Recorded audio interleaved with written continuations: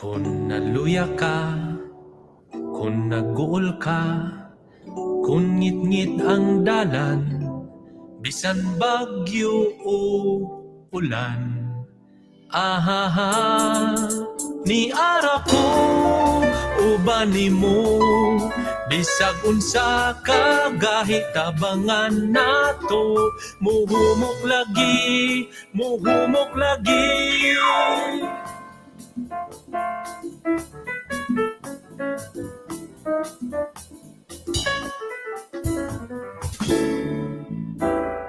Bisan pagbaha, epidemya pa, kung kapildihon na nahutdan nas iso. Oh, ni ara ko uban nimo, bisag unsa ka gahitabangan nato, muhumok lagi, muhumok lagi.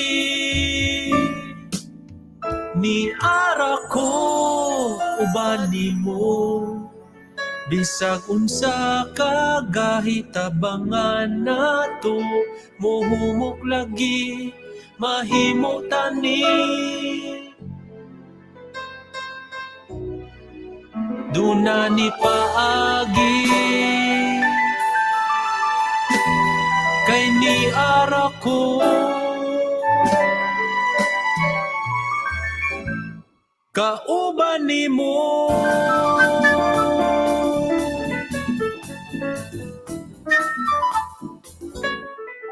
Ni ara ko.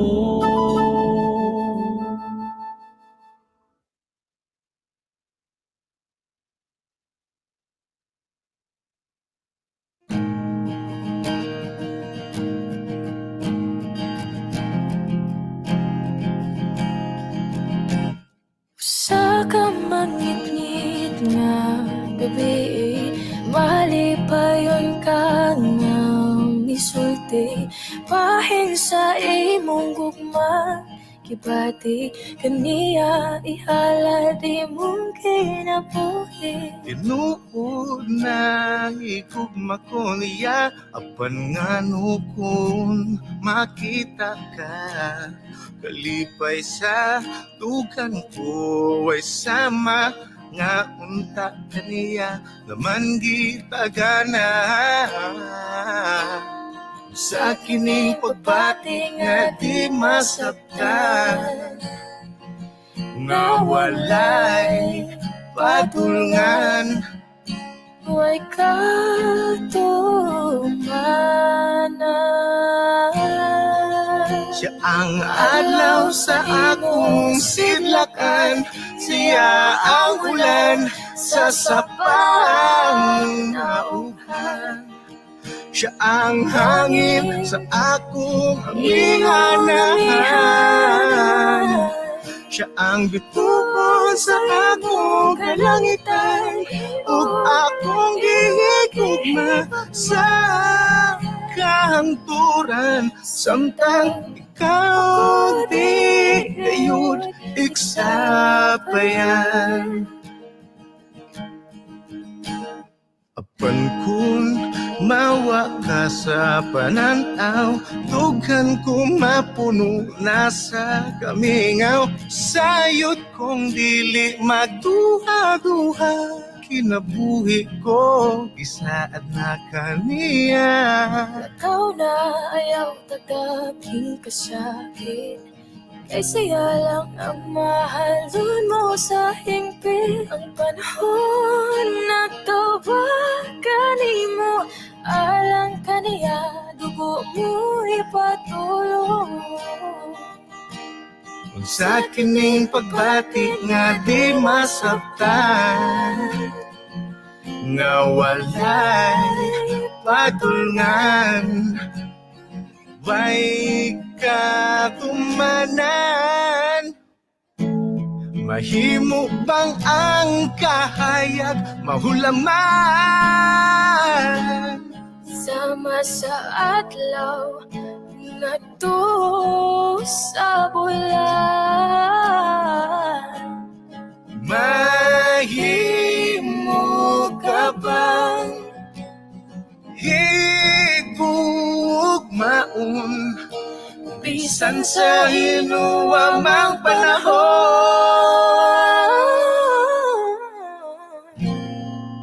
Siya ang adlaw sa imong sidlakan, siya ang ulan sa sabang naughan, siya ang hangin sa imong amihanan. Siya ang bituon sa akong kalangitan, ug akong gihigugma sa kahangturan, samtang ikaw Ako di gayud iksabayan.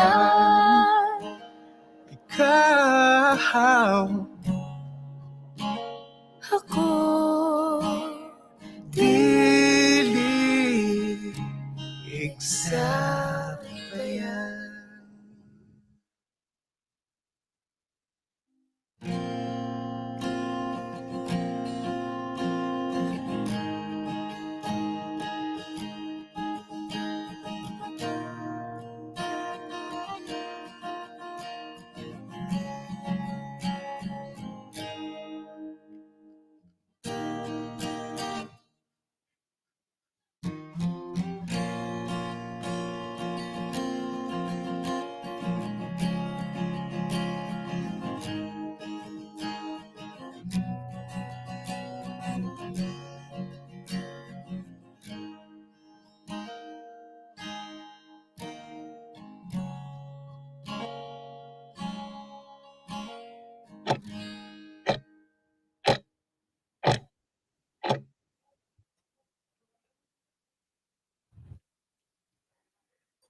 Maayong hapon sa tanan. Congrats the Cebu Heritage Hotel in partnership with the 𝗏𝙗𝗃 Foundation Incorporated, the University of San Carlos Center for Social Research and Education, the UP-Cebu Smart City Solutions to Urban Flooding or Smart Turf program, Museo Sugbo, Diyandi Heritage Center, the Central Visayas Association of Museums, and 𝗏𝗏𝗯 2020 present to you this afternoon another very enlightening event entitled Naughan, the Lost Waterways of Spanish Time Cebu.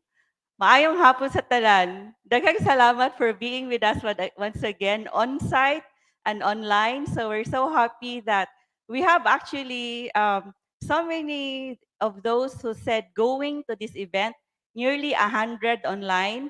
And also we have about 60 students from UP-Cebu who said that they would come to this event on site. We have other students also who would be coming. So we're so happy that the youth is very interested in this very enlightening topic. And this is a very exciting topic. This would be a time travel to Old Cebu.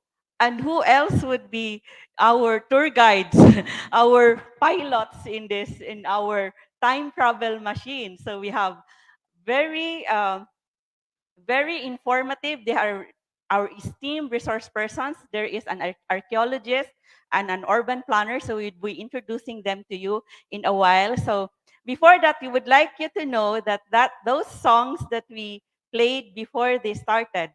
So one of those songs, Nganong Shaman. So we have the artwork that was made for that video. Actually, it was written by your host, Agrippina. I'm Agrippina, by the way. So we wrote that song inspired by the Katipunero. So did you know that the Katipunero had a vestidora? It is an anting-anting. And it was said that the Katipunero cannot touch a woman if he is wearing an anting-anting because it would lose its effectivity. So the inspiration for that song when it was written is a Katipunero who is torn between a woman and the country. So, but then the imagery for that, it's about the sapang naughan. So we played that song because it mentions the word naughan. And the first song that was shown also, Ni Arako, Ni Arako. So it's not, we don't have a music video for that yet, but it mentions about we are here even with the flood or even with the epidemic. It was written during the pandemic. So we are still going to make a music video for that. So we thank our artist from the University of San Carlos, also a UP Fine Arts graduate, but teaching now at the USC Fine Arts for this very beautiful artwork of his depiction of a dried up river, Sapang Naughan. So this is by Jojo Lucilo Sagayno, a teacher of a fine arts teacher at the University of San Carlos. At the University of San Carlos Fine Arts. Uh, we have former deans here of the USC School of Architecture, Fine Arts, and Design. So, Lucilo Sagayno, Jojo Sagayno. But he graduated Fine Arts from UP-Cebu. So that's the story. So of course, at my left side is an old map, and our resource persons. This is a very popular map that are all mentioned, that will be mentioned by our speakers. So if we display this at our Galleria Independencia. We have a QR code that also mentions that this features the lost waterways of Cebu.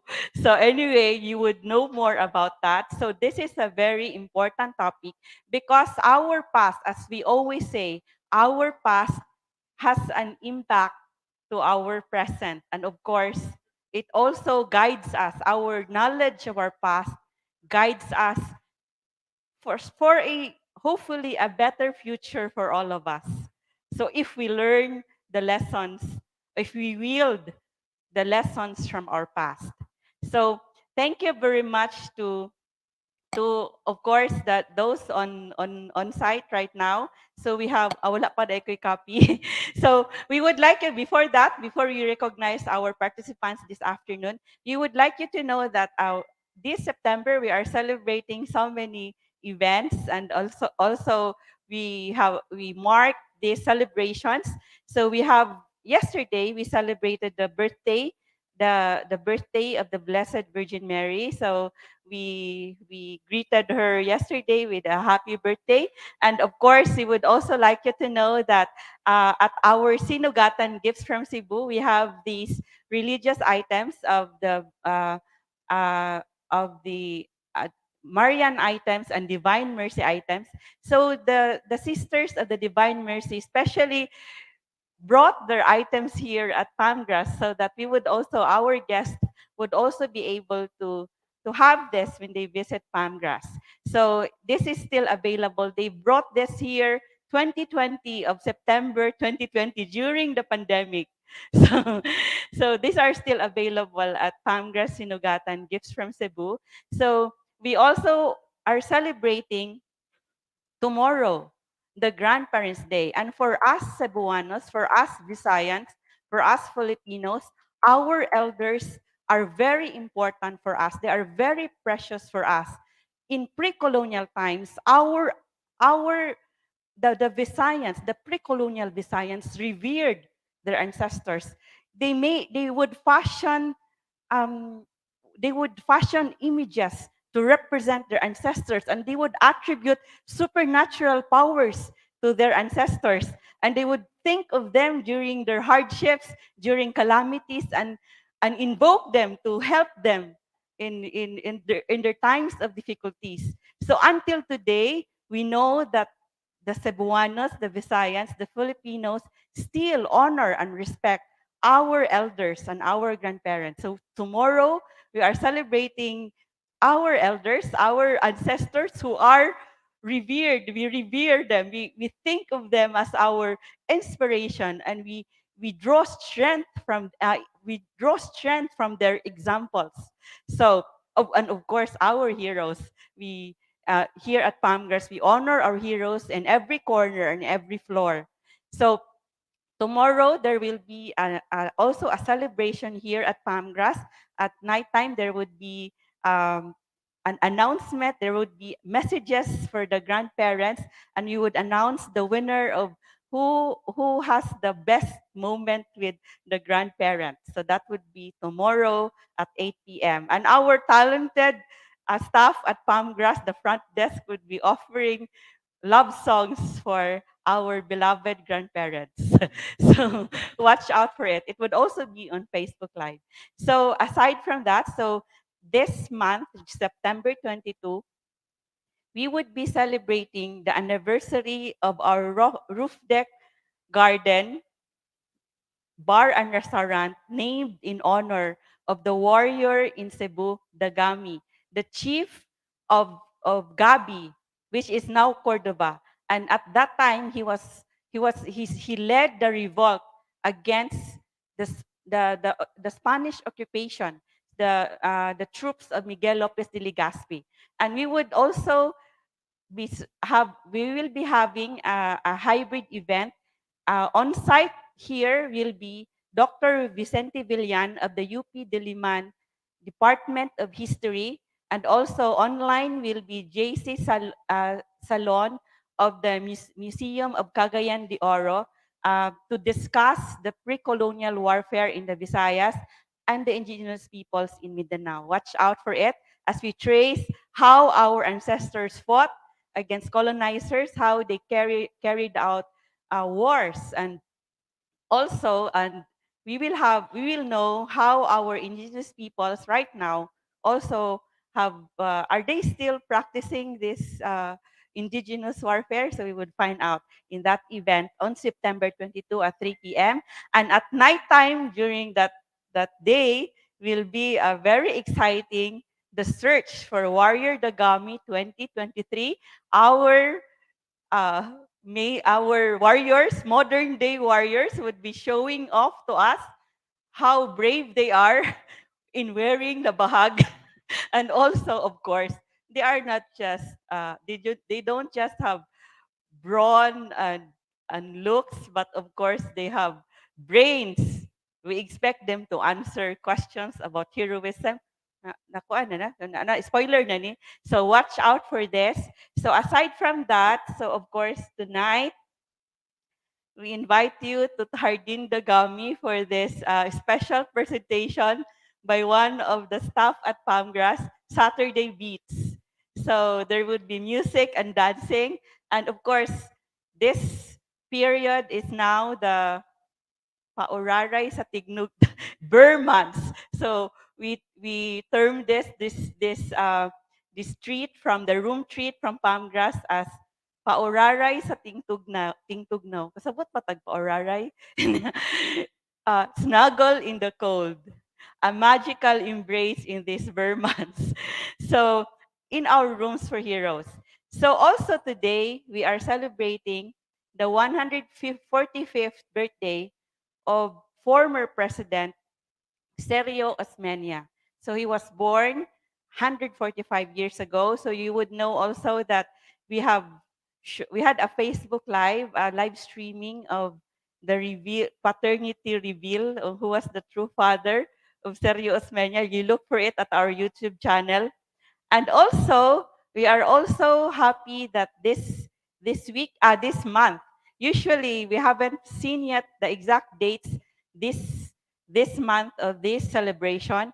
The Cebu Press usually celebrates the Press Freedom Week every last week or third week. Usually it's between September 21 until the end or 1 week from that. So the Cebu Press is celebrating the Press Freedom Week. So we all celebrate this week because, of course, we know how important the press, the media is to our society.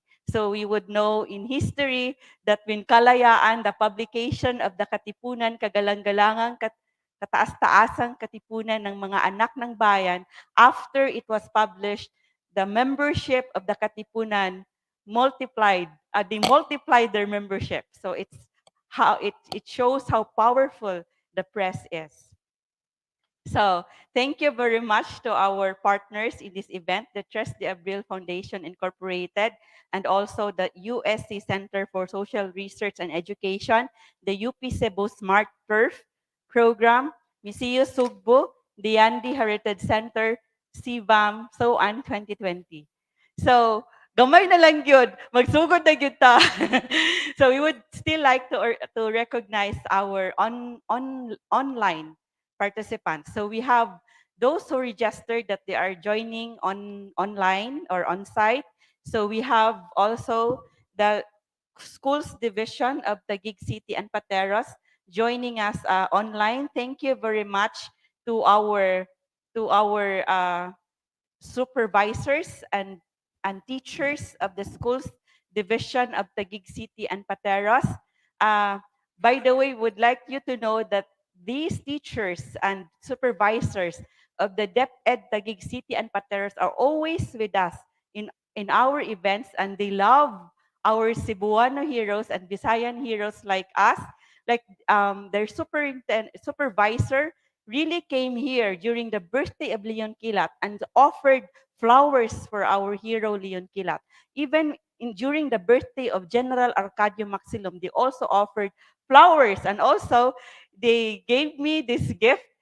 I think the gift is for Leon Quilat, but then they gave it to me. So they gave me this gift of the old map. So there is this box with the old map of the Philippines from Murillo Velarde. So the box is is shows the map of Murillo Velarde. So this is in the 1600s or 1700s. So and then inside is a fan with the of course the coordinates of the Philippine map of the Philippines in the map. So it's 112.79 degrees. I can't read because it's so this is thank you very much to the DepEd Taguig City and Pateros for this gift. So of course, aside from that, really came here to celebrate with us the birthday of General Leon Quilat. So also joining us today are someone from the University of Santo Tomas, also someone from the Colegio de Santa Ana. So we don't know which part of the Philippines, Luzon. So and also from the Visayas, we have the University of San Carlos Carolinian Historical Society. Are they here on site or online? Online. And also we have the history lovers of Cebu. We also have Cebu Normal students from the Cebu Normal University. Are they here or online? They're online. And we have also students from UP-Cebu. Are they online or are they're still online? They're still on their way. So we also have um, someone from Insight Business Consulting, and we have also tour guides from Cebu Flag Tour Guides. So they are here on site. And we also have someone from the Xavier University Ateneo de Cagayan. Daghang salamat for joining us. And we have our students from UP Cebu. And also we have someone from Sunstar Cebu. So nahagbong akong eyeglass. So we have Arkin from Sunstar Cebu, and we have Ellen and from Rodora from Flag. We have Brother Carl Gaspar of the Redemptorists. Daghang salamat for joining us. I think the Redemptorists also has programs against the flood, right, or for the environment. And also we have Ryan from UP Cebu. I swear, is this an organization? I swear. It's the name of the organization is is is is very beautiful because you swear. I swear. It's a project because you really swear and you keep your word. And we have also from CIT University. So we have Francine from CIT University. And we also have another Alp Pasa from Flag. So daghang salamat to those who are here on site. We have also Liberata from watching from Pateros National High School, Carmelita, saying maayong hapon, please write the hashtag Naughan or hashtag Cebu's Lost Waterways, and please tell us from where you are watching right now. And Rix Hermino, cheers to all grandparents. ZR Carpio says, watching from Napindam Integrated School. Also, Ellen says, maayong hapon sa tanan. And Las Piñas historian says, maayong adlaw. Nagtanaw kami diri sa Las Piñas. I remember Las Piñas when we discussed this topic on Rizal Loves Cebu. And Las Piñas question was, paano ba magmahal ang taga Cebu? And now Las Piñas can already speak in Cebuano. Paano ba makukuha ang puso ng isang Cebuano? That was the very interesting question that is still not answered until now. So, lisod kaayo pagkuha sa kasing-kasing sa Cebuano? Taga mangayo kag number.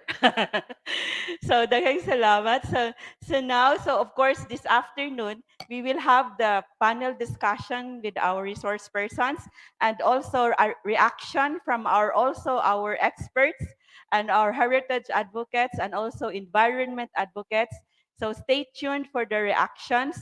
So as said a while ago, don't forget, it's in my script that I need to repeat that on September 22, be with us in the anniversary of Hardin Dagami and to be with us in this discussion on the pre-colonial warfare in the Visayas and the search for Warrior Dagami 2023. So now we would like to, di na ta maglangan kay daghan na kayo kong introduction. So we would like to introduce to you one of our resource persons. So we are so happy that we have resource persons who are with us for the first time this afternoon. And we have with us right now a research associate of the National Museum of the Philippines. He is an adjunct professor of the Department of Anthropology, Sociology, and History of the University of San Carlos, Cebu. He is an affiliate graduate faculty of the Department of Anthropology of the University of Hawaii and Manoa, and he is an international associate of the Extant Heritage Advisors, and he is the president of ICOMOS International Scientific Committee on Archaeological Heritage Management, an expert member. He is registered with the Professional Archaeologist. He's an editor of the Philippine Quarterly of Culture and Society. He is a National Geographic Explorer. So it is our pleasure and our honor. So we are so happy that he is with us. We have an archaeologist with us right now, in person with us. Please help me welcome Dr. 𝗏𝗏𝗏𝗏.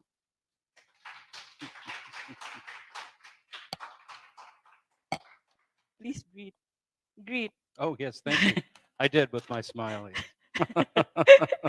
So daghang salamat to Dr. 𝗏𝗏𝗏𝗏 so for really coming here. So we really tried to look for a time when he would be available for this talk, because for this discussion today. So I first met him in the I've always seen him digging things, digging artifacts in different parts of Cebu.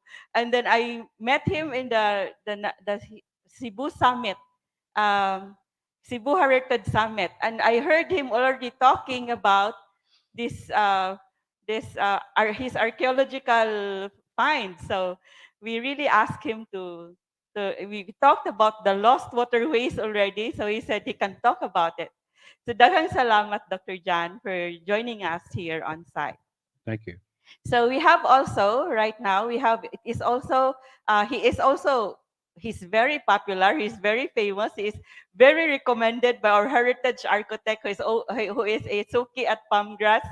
He is recommended by architect 𝗏𝗏𝗏𝗏 to be one of the resource persons this afternoon. He is the former dean of the University of San Carlos School of Architecture, Fine Arts, and Design. He is a fellow of the United Architects of the Philippines, a fellow of the Philippine Institute of Environmental Planners. He is an architect, civil engineer, urban planner, all in one, 3-in-1. Architect, civil engineer. So if he would build something, a structure, he would be the one who would do it, everything. Oh, kinahanglan pa dahil mechanical, electrical. So he is an architect, a civil engineer, an urban planner, and of course, an environmental planner. And he is an environment advocate. And he is now the Cebu City Planning and Development Officer. We are so happy to have with us on site architect Joseph Michael Espina, or Yumi for short. Okay, salamat and good afternoon to all of you. It's my honor and pleasure to be here this afternoon. I hope I can contribute some to the discussion. Yes, Thank you. daghang salamat to our resource persons and our panel of experts, and we are also happy that they were so early. So we were able to adjust their their presentations because our format is different from the usual formats, because our format is like a talk show that is a question and answer, and we'd be showing their visual aids as they would explain, and they would answer for 5 minutes or about 5 minutes for each question. And also we invite our online online audience to already to give their questions as we go along, and so that we would see your questions. They would not be buried at the comment section.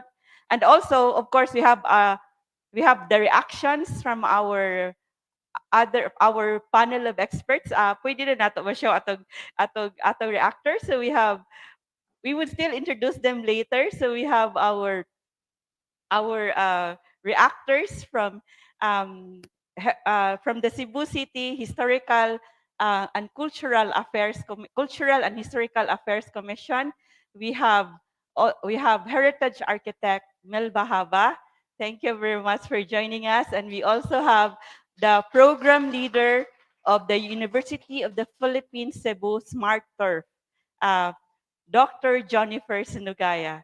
Daghang salamat. So stay tuned for the reactions in a while.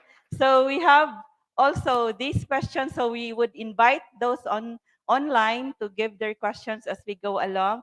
And also we will have an open forum later on for your questions here. And also we would have a trivia quiz with exciting prizes at the end of the program, at the end of this event. So you would be winning exciting prizes like bahalag saging cake and smoothie. Bahalag saging basta labing cake and smoothie. You will have the Alima native massage, or you can have the kawa bath. So make sure to take notes. So now we have this. We would now start asking the questions for our resource persons. First, we would like to ask archaeologist Dr. John Peterson regarding the rivers in Cebu City. How did these rivers change over time from the Spanish period until today, and what factors influence their dynamic nature, the dynamism of these rivers? Yes. Oh, thank you very much. I have some slides. I think I'll try to get through them kind of quickly, but want to show you a few things because this is really kind of about the geology as well as the archaeology of rivers, because I'm a landscape archaeologist, which means that I try to understand how people interact with the environment, right? But rivers themselves are fairly predictable things with the rules of geology. They flow downhill. The rivers of Cebu are narrow, they're short, they're what we call primary streams, and they have impact on the shoreline, and that's in natural ways from the very heavy rains we have at times, but then also from the periods of drought. But when people get involved and start changing the landscape, then we have problems. This is a hazards map of downtown Cebu. I think probably Yumi will go into some of these items too, but the idea here to present is that the rivers that were once here are not known to us now, particularly, unless we can actually study the landscape, study buried deposits, and so forth. But the rivers meandered across the floodplain, or the coastal plain in this sense, in this case, and they actually formed various channels. And in our archaeological work, what we hope to do is document those older channels, because those will help us determine where people were living during previous times. You see these core data here. These are from a scientist named Nishimura, who collected these in the 1990s, trying to describe the soils across the floodplain or the coastal plain of Cebu. And we've now taken LiDAR map. I'll show you LiDAR. I'll show you that a little bit later to sort of enhance those channels. But it's part of our task to read old maps and to also read those soil samples to try to reconstruct what was happening in Cebu City 500 years ago or 1,000 years ago, and sometimes even longer ago. But you can see from this map here that the different interfluves, or the different ridges between where the rivers were flowing, is where the Spanish, of course, selected to settle, and also where we're finding that natives were settling at the same time. But the meander plains between those higher interfluves or higher ground were actually wetlands, sometimes sandy, sometimes marshy, and that's really influenced the history of the city. We have done some excavation in some of those areas, and we actually find out that there was very little settlement in those areas, even though now they would appear to be high and dry. Even if we could look under the cement, I think we'd be surprised. But I'll show you more as we go along in answer to some other subsequent questions. But the task of the archaeologist is to try to piece together all this information to see how the rivers flowed originally, but then also how people changed them over time, in sometimes and usually disastrous ways. But why it's so difficult today to see the traces of those old rivers, because they've been so covered over and so neglected and so abused, actually. Thank you. Thank you very much, Dr. John, for showing. May you show again? But then maybe you would still show that again, the map of the 1873. This one, this map. Or you would show that again later? Or you would show it again now to explain it? Yes. These really large esteros, long esteros flowing either side of what we know of as the Parian, and the middle, the Tinago or marsh. And the Jesuit house, which I'll show you in a little bit, is actually on the side of that. The Parian church is at the upper end of that Tinago. And we also did excavations in the Casa Gorodo Annex, which was right in the basin of that marsh. And from all the data we've gathered, radiocarbon dates and artifacts and pollen and so forth, we've been able to piece together a lot of the changes that have happened in those riverways over actually the last 10,000 years. So that's Tinago Marsh. Yes. Which is it still here? No, today? in fact, it's Casa Gorodo is sitting on dry land above what would have been the center of the marsh. So under it is a marsh. Yes. Well, was. We Was find a this, marsh. I'll show you. I got some slides a little bit later that show the sediments. Yeah. Yes. So of course, we would also have Dr. John is an archaeologist, and he would tell us more later as we have more questions for him. So right now, we also have architect 𝗍𝗻𝗍 to tell us about Cebu City's natural heritage, its land features, our rivers, creeks, and ponds, and how did our ancestors adapt to our national heritage, and how can we learn from it? Yes, we have architect 𝗍𝗻𝗍. Can I have my slides? Yes. Where is it?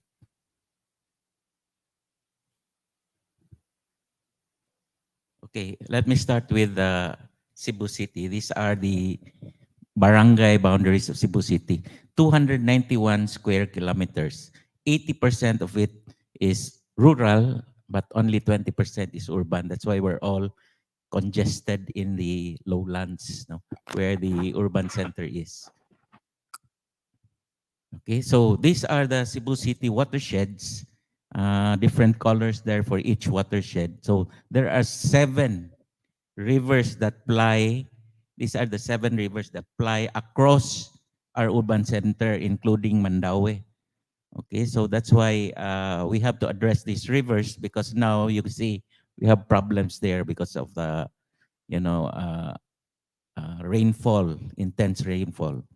And these are the flooded areas in Cebu City, for example. You see those blue lines, blue shaded areas. This is actually the city center, the historic district, and there's a big flooded area in Mandaue because of the Butuanon River. So these are our natural waterways, our heritage.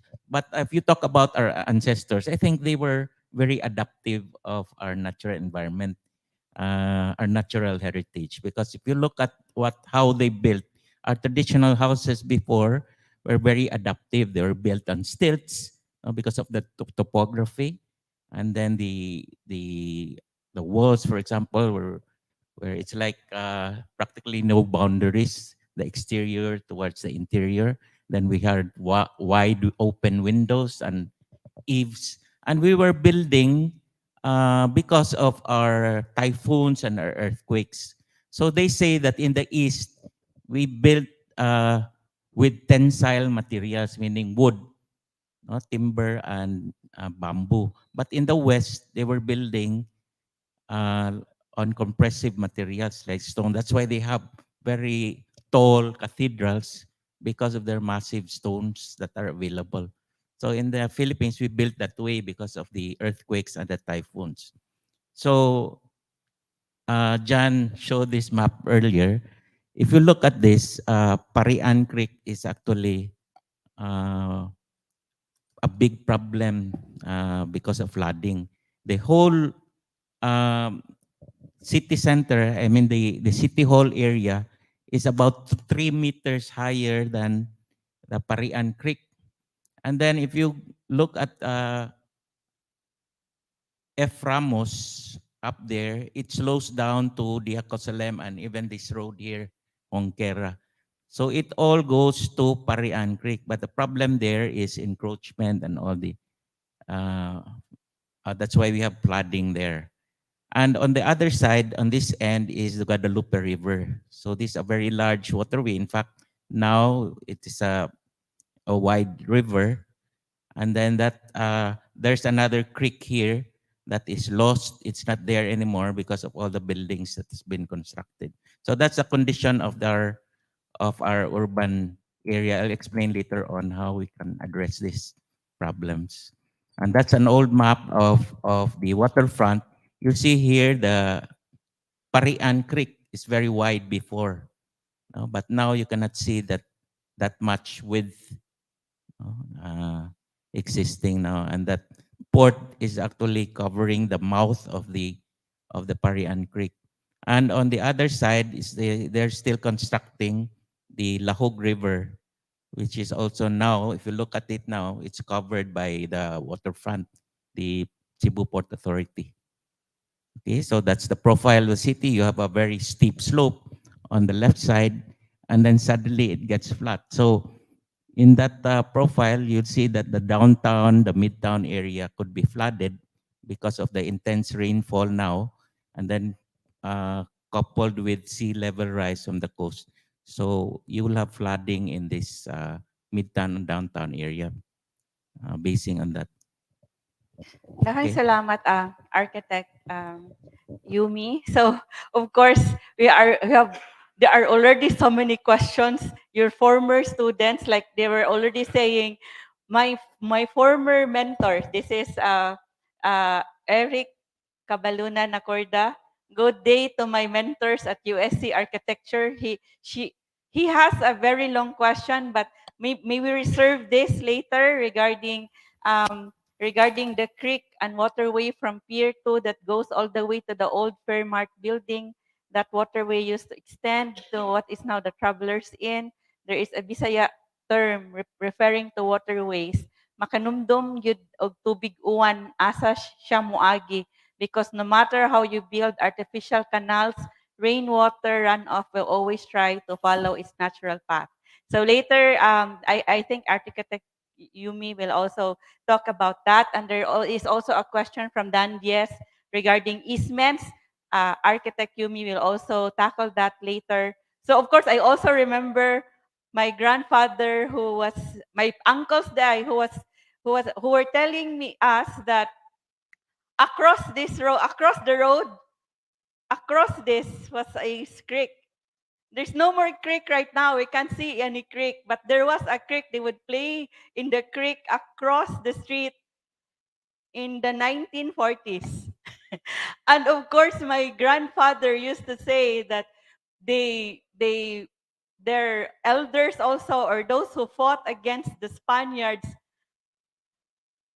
escaped through the esteros of Colon with the boat. So there was a boat could pass through the esteros of Colon in the late 1800s or in the 1890s.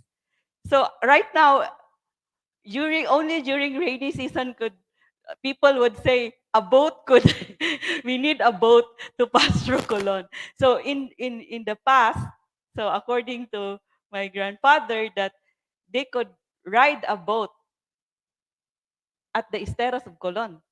And across this, the road is a creek, but we would see that the lot across this is always wet until now.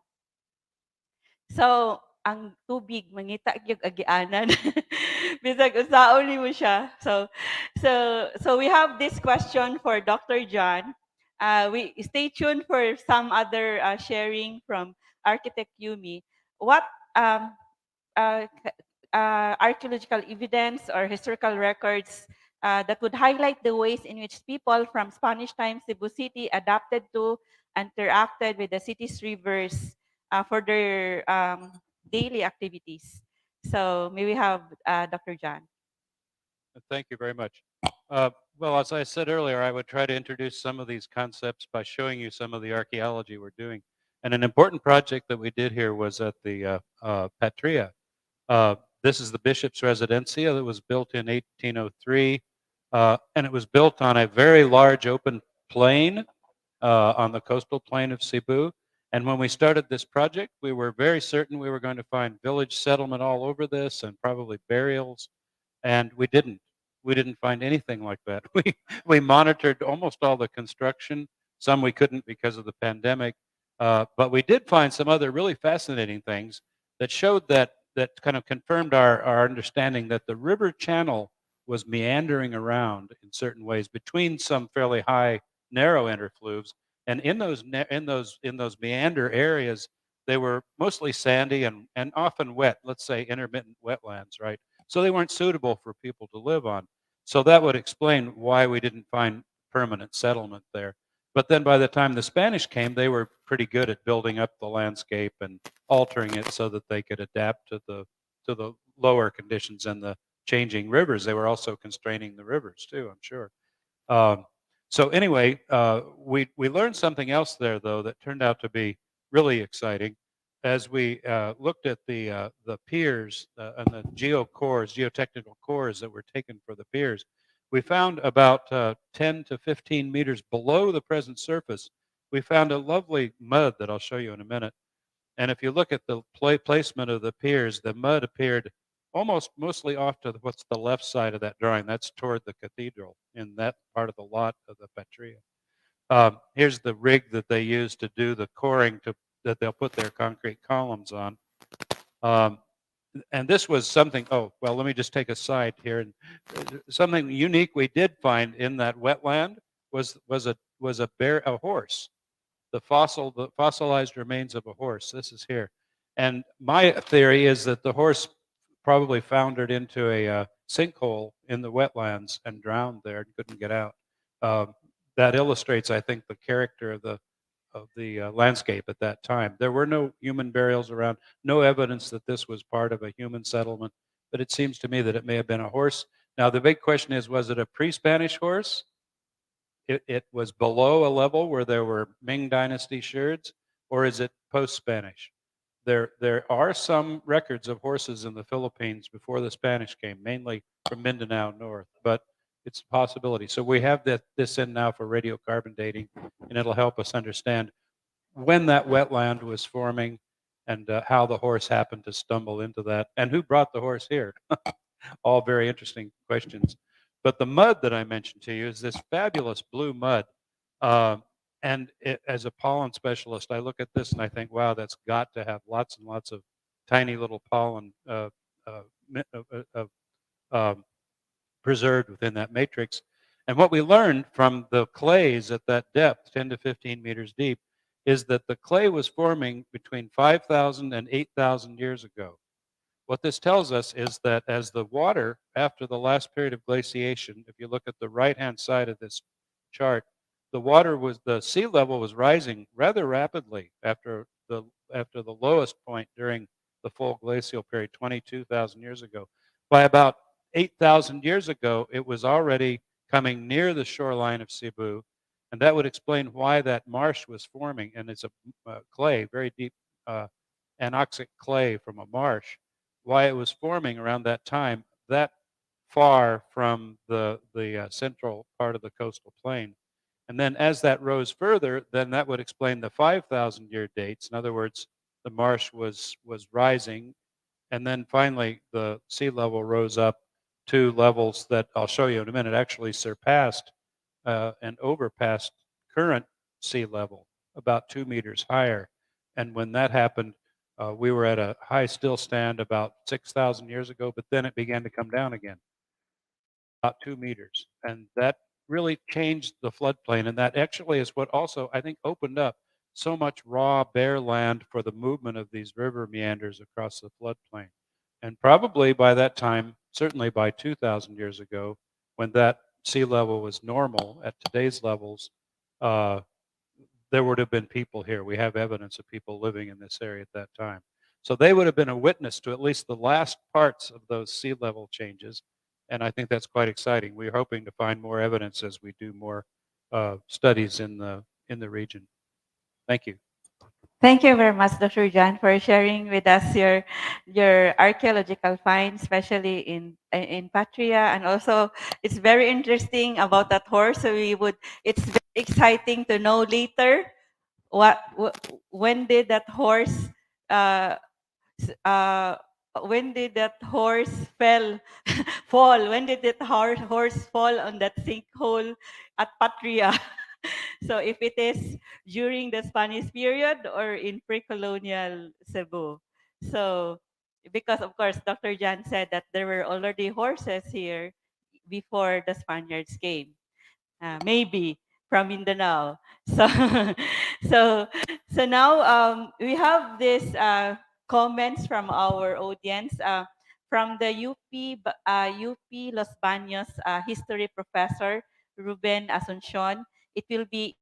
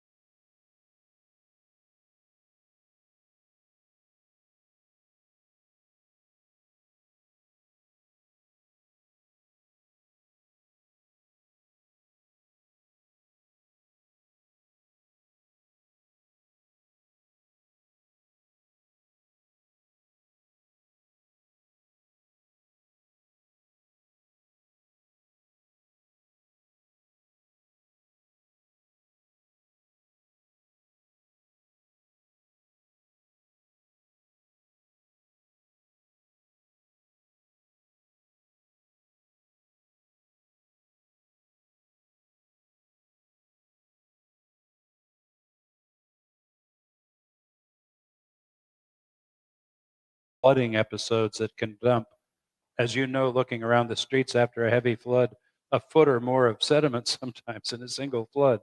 But anyway, at 𝗏𝗂 we have that long period of formation at the base of the marsh. And we have also, I think we'll find from the pollen analyses, we have a shift between marine and freshwater environments. So as the sea level rose up to about 2,000 years ago, it was probably more marine or brackish and mangrove.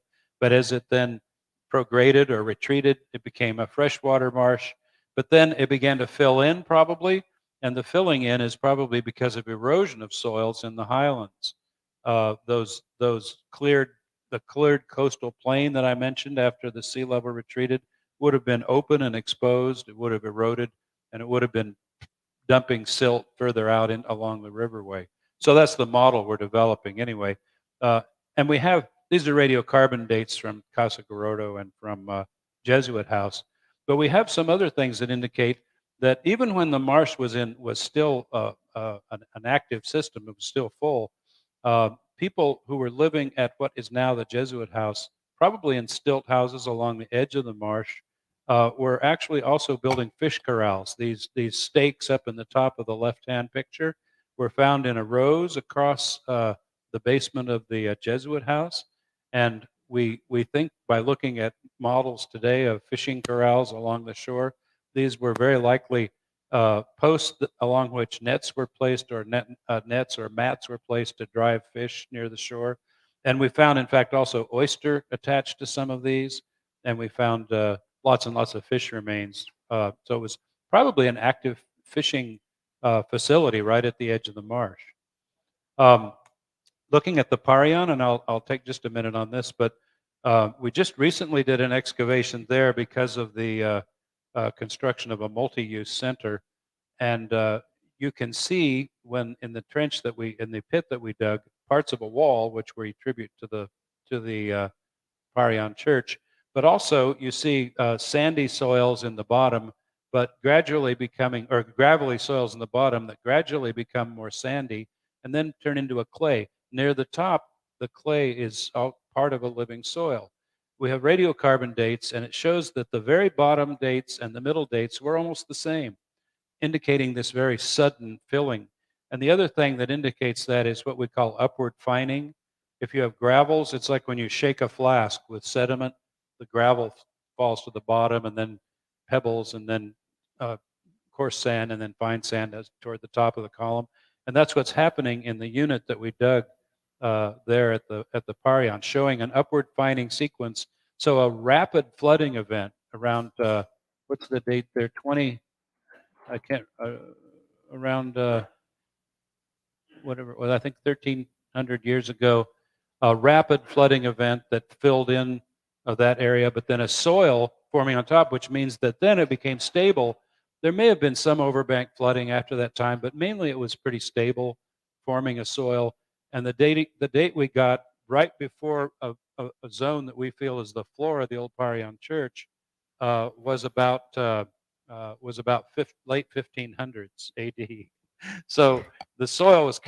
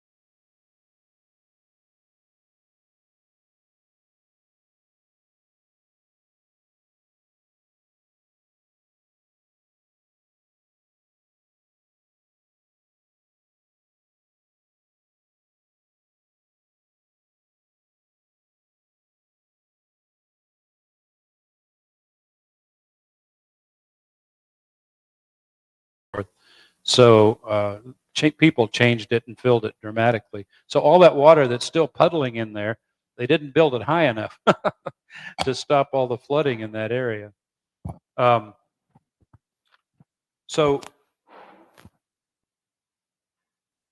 I have 2 more maps, but we can, if to spare time and picking up on the internet, we can come back to that later. But thank you. Yes. Thank you very much, Dr. John. So we are again fixing our internet, maybe because it's a holiday and we don't have the IT in the house. so the team is making do without an IT technician. So we have these we have the discussion of Dr. John Peterson about those erosions and flooding and people building on top of those flooded areas, or that those soils that were eroded. So it's very interesting that we found there was an oyster shell under the Jesuit house. Yeah. So could it be people eating oysters, or it could be really live oysters that become fossilized there? So I think they were growing. If you look out today, like in 𝗏𝗏𝗰𝗏, north of Cebu, if you go out and look at the fish corrals there, you'll see oysters on those. They actually harvest a lot of 𝗏𝗏𝗏𝗏 there. That's the word 𝗏𝗏𝗏𝗏𝗏s, the oysters there, and they're usually they seed them and they grow them on those fish corrals.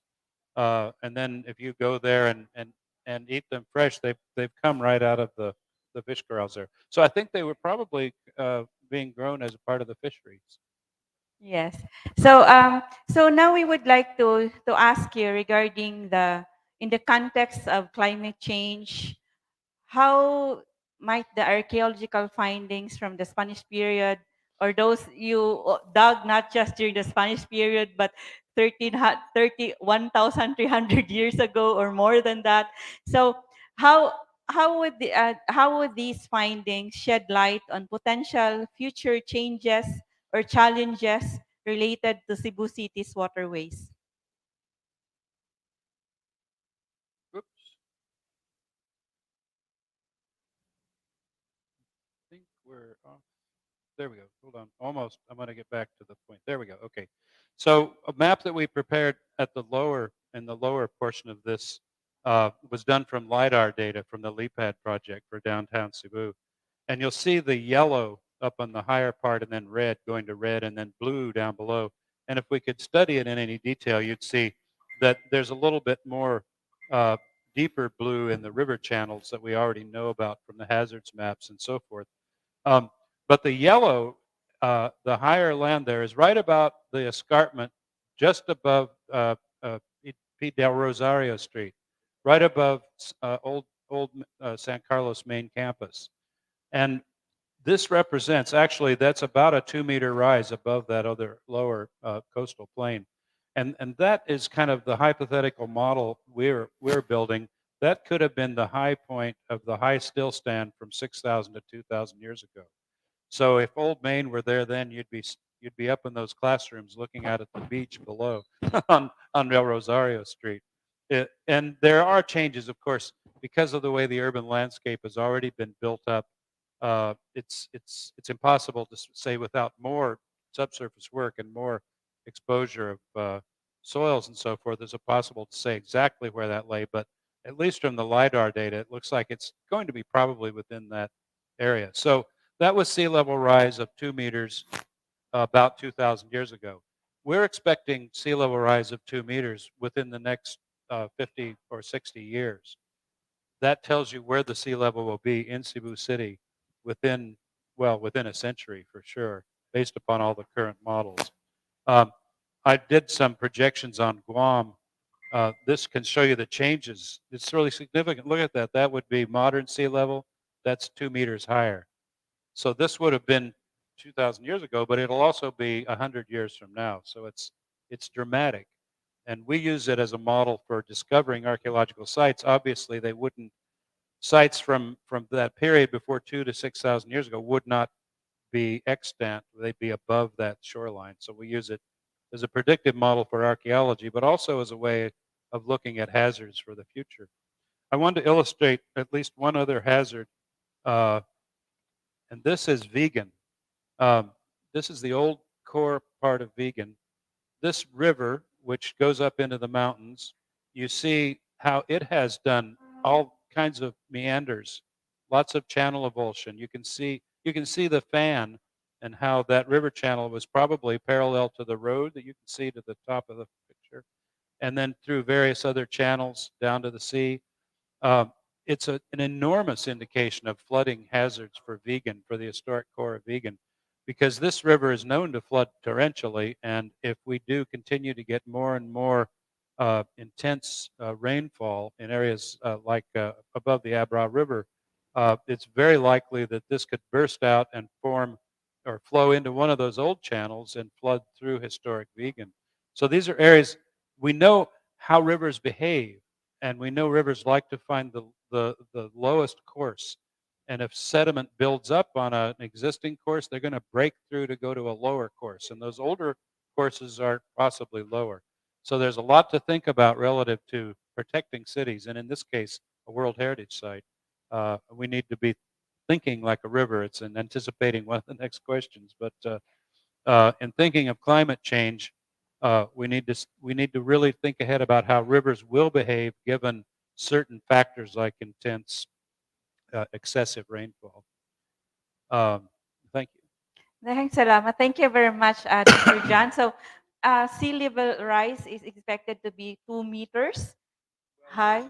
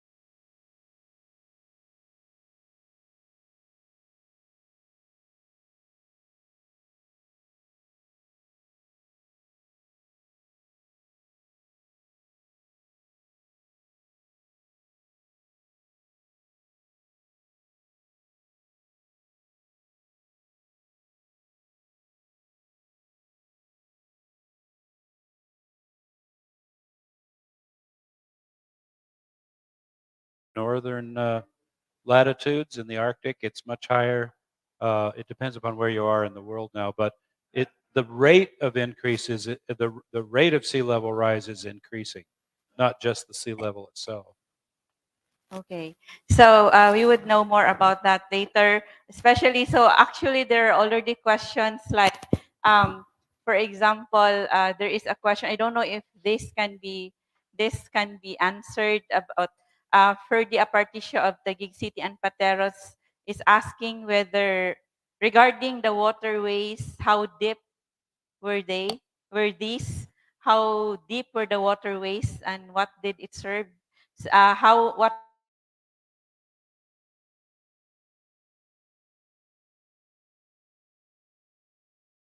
ancient waterways, can they be revived? So maybe this could be answered later. And also there is a question from 𝗏𝗏𝗏𝗃 of Taguig City, because of course they have the dolomite sands in uh, in Manila. Is it in Manila Bay? Is it in they have the dolomite, asking about the dolomite sand. Are the dolomite sands an export product of Cebu City? Uh, and not Cebu City, from Cebu province, 𝗏𝗏𝗏𝗃. It's from the dolomite of 𝗏𝗏𝗏𝗃. Quarrying can be a detriment to nature. Please clarify. So later, this would be maybe our one of our or any of our resource persons would be able to answer this. So, and another question, what was the counterpart of Canal de la Reina, Manila in Cebu as the oldest waterway? So we will take note of your questions and maybe we can answer that later. So maybe our resource persons can answer that later. Now we have this question for um, Architect 𝗵𝗍𝗶. Is it ready? Is our camera ready for Architect Yumi? Yes. So we have this question for Architect Yumi, and I guess the the the questions to our the answers to our questions would rest on urban planning and of course environmental protection. So we would like to ask Architect Yumi regarding how should urban planning and government policy making in Cebu City address urban flooding, storm surge, and sea level rise due to climate change.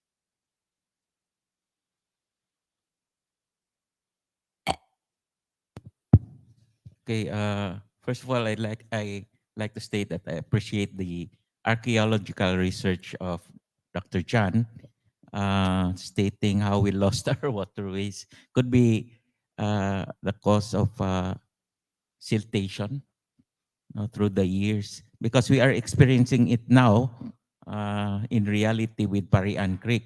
You know, we thought it was a siltation from it was actually dumping of garbage, but we saw that it is actually siltation from the upper areas, and it has hardened. No, we initially thought that it was made of mud and very soft and easy to take out, but it's so hard. No, so we need heavy equipment to excavate all that silt from the Parian Creek, which I think is the more crucial waterway because it floods the historic district. Well, anyway, can I have my slides? About urban planning, at the CPDO, we tried to translate the vision of Mayor Mike, dividing the city into 5 development areas shown here. First, the downtown area is composed of 2, the Heritage Core and the new Central Business District, which is the SRP. Then followed by the Midtown area, the pink portion, and then the purple is the uptown area, and finally the upland area composed of the watershed. Okay, but we have other problems aside from, because climate change, we understand, is the new normal. They say that the Philippines is the 4th disaster-prone country in the whole world. So we have to address that. I have explained that to a lot of urban planners that is our main problem. But aside from natural disaster, we have this saltwater intrusion in Cebu. So those are the lines. You see the blue lines are where the saltwater has already intruded. In Mandaue City, it's about 5 kilometers from the coast. And that is because of over-extraction of our aquifer. And we're trying to address that. In the upland areas, for example, the mayor is trying to encourage PPP for a Mananga Dam, because this dam can recharge the aquifer and push out the salt water. That's a long way to go, but that should be a start. No? And then greenhouses to preserve the watershed. And those are the detention ponds that we want to place in several areas along the rivers, especially in the bigger rivers like Butuanon River, where the upper part of the Butuanon River is in Cebu, and then the lower portion is in Mandaue, and that's where the flooding occurs in Mandaue. And this is a map of the Butuanon River, where we are planning to do detention ponds along the upper portion, the headwaters of Butuanon in Cebu City. So it will relieve flooding in Mandaue. Okay, and this is a chart graph that I got from Pag-asa. It shows the intensity of rainfall. No, on the right side, it shows the duration. So from 24 hours up to 10-minute rains. And then on the left side is the intensity, 250 millimeters per hour on the top, from 50 millimeters per hour on the bottom. And then the bottom line is the number of years. So you see that through the years, 5, 10, 20 years, you see that the intensity of rainfall has increased to 250 millimeter per hour in 10 minutes. So it means to say that's actually flash flooding. No? So that's what we're experiencing.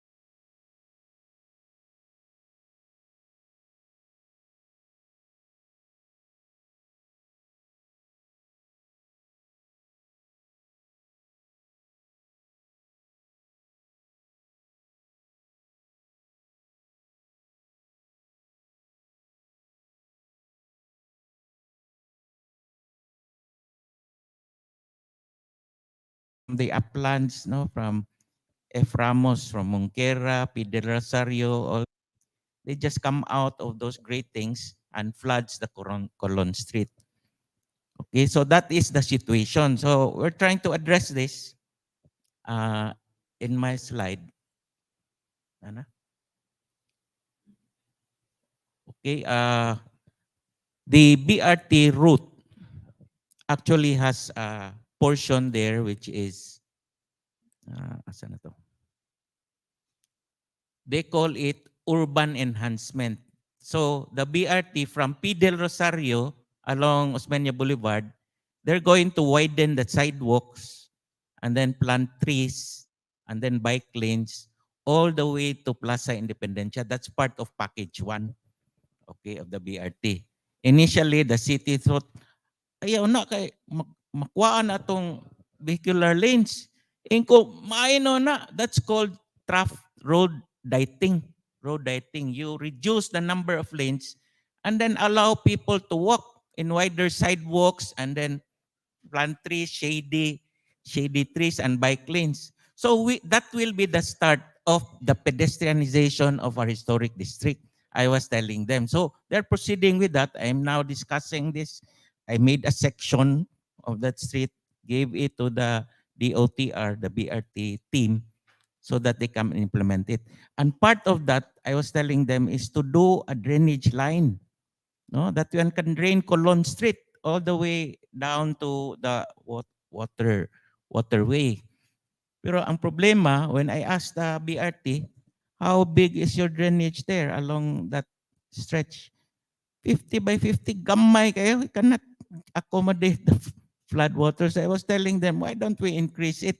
it is an opportunity for us to increase. But I don't know if they're going to do it because the contractor says that's additional cost. Well, anyway, there's a big drainage, 2-meter diameter na des yon kilat. I don't know if you know that. 2-meter diameter drainage line.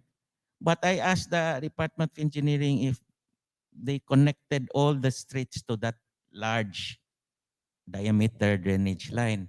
Pero murag dili, or not clog ba. So we have to clean up all our drainage lines so it will drain to that line goes all the way to Carbon, no, from Diacosalem, diretso man na sa Carbon.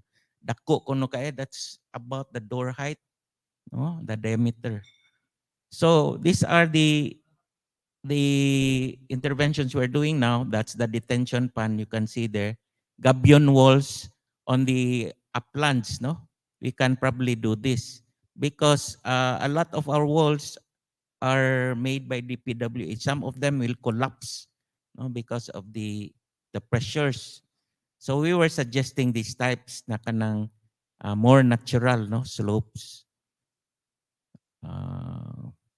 Okay, so that's the topography. You see that red line there sa City Hall? That's 3-meter high elevation. Onya nga res parian 1 meter. Yang adto na sad sa F. Ramos, that's 3 meters again.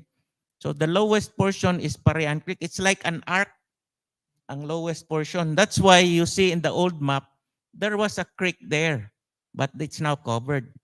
And then Guadalupe River, it's also functioning. So anyway, these are the, that's the line, no, BRT line, all the way to the Plaza Independencia. And that on the left is the 2-meter diameter drainage. Kini, napoy time? Well, anyway, this addresses the storm surge. The DPWH is doing a highway there, that light blue line, across the SRP. So I was telling them, if you raise that by 3 meters, because when we asked the Ayala and SM why they raised their mall by 3 meters, nya Ayala 4 meters, ang ingon sila, ang 100-year flooding data nila, due diligence, is 3-meter high sea level rise in 100 years.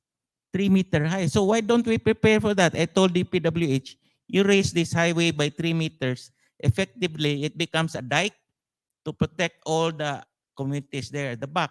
And then floodgates probably on both ends of the waterway. Okay, so kung mo sea level rise, silhan ang floodgates, no, niya pump out na lang ta. They are actually doing that in the tunnel. You see the tunnel under Plaza Independencia? They have that system already with 4 pumps plus a backup generator. That's why it does not flood there. Why can't we do it here? Okay, so that's one of our interventions in terms of sea level rise. But we can do it also in Mahiga Creek, kay ang SM Bahasad, Mabolo area. So if we have a floodgate there with a detention pond, we can close down the floodgate and then pump out the water when the sea level rises. Okay? And those are mangroves area we aim to protect and preserve. Okay, thank you.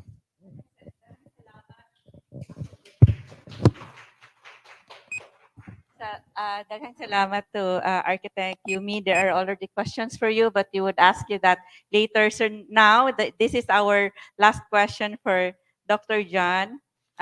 So we would like to ask, because you were saying something about, may we have Dr. John Peterson, please? Then, so you mentioned about thinking like reverse. So what does this mean, and how can this perspective from the past inform contemporary urban planning and development strategies for Cebu City's waterways? Yes.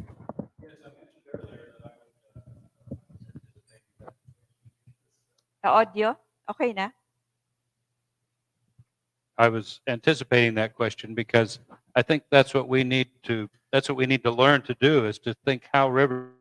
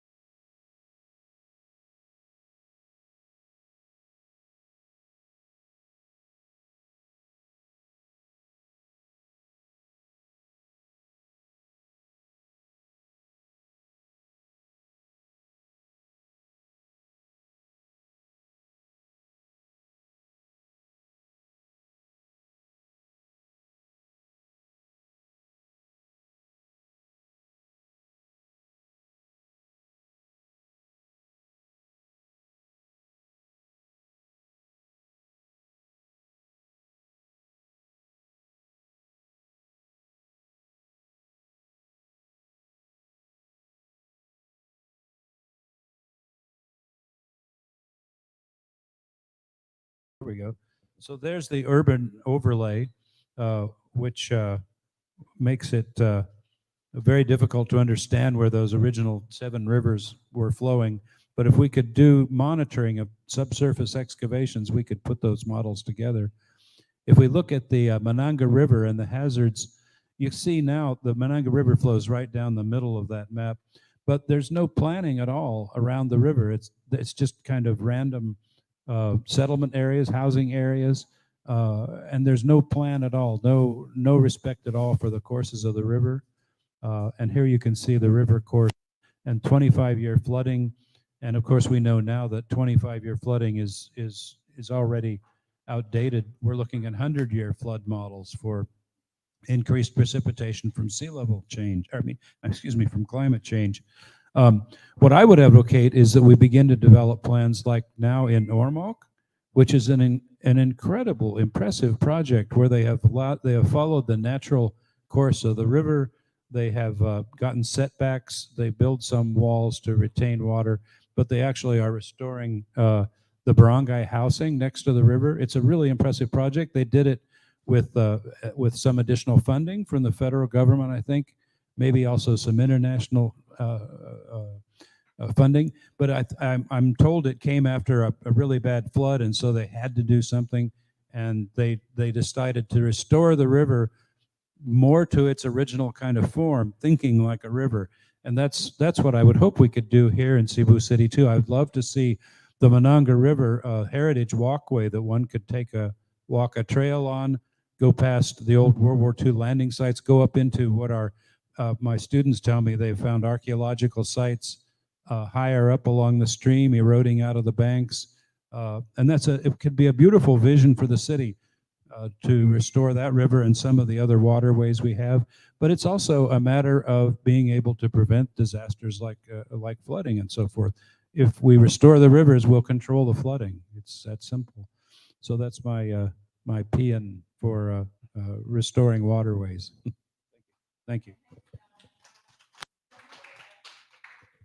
Daghang salamat, Dr. Jan Peterson, for those insights regarding thinking like rivers, thinking always of the river. If there should be human activity, we always think about the river and then not disregard the river, not ignore the river, and always consider the river when in our activities. So there are so many questions actually.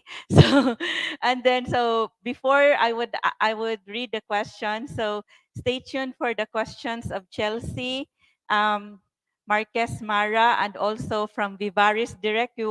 We would show the questions later, but I think the question from Chelsea is related also to to our question for architect Yumi. So maybe I would read this question from Chelsea. For architect Yumi, we all know that the downtown is flooded during the rainy season. Can the city government still adapt to the old waterways of Cebu City that Cebu City used to have to build a drainage system to mitigate flooding? Is there a chance for Cebu City to adapt to the environment rather than the environment adapting to the changes of the city? So our next question for Architect Yumi is actually regarding his insights into the importance of initiatives like Gubat sa Baha, or clean up and clearing of rivers and creeks, and its impact on mitigating flooding. So would this be, could this Gubat sa Baha answer the flooding, or does this answer to Chelsea's question regarding the city adapting to the waterways of Cebu City? So may we have Architect Yumi, please? And I guess he Yeah. also has a slide.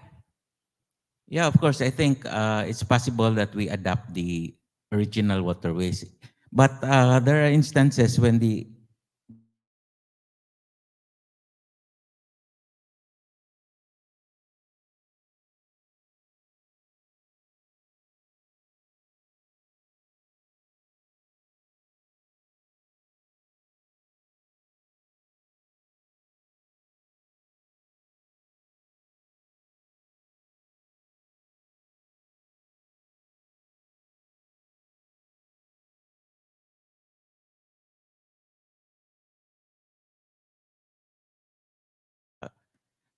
Secretary Simato, Secretary of DNR before, and the Chief of Staff of the military. He is helping us, and he has all the connections in the military and the DNR, and he applies all of these interventions in our flooding problem.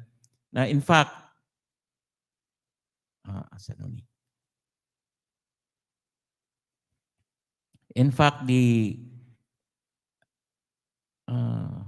wait for a while. I lost my slides.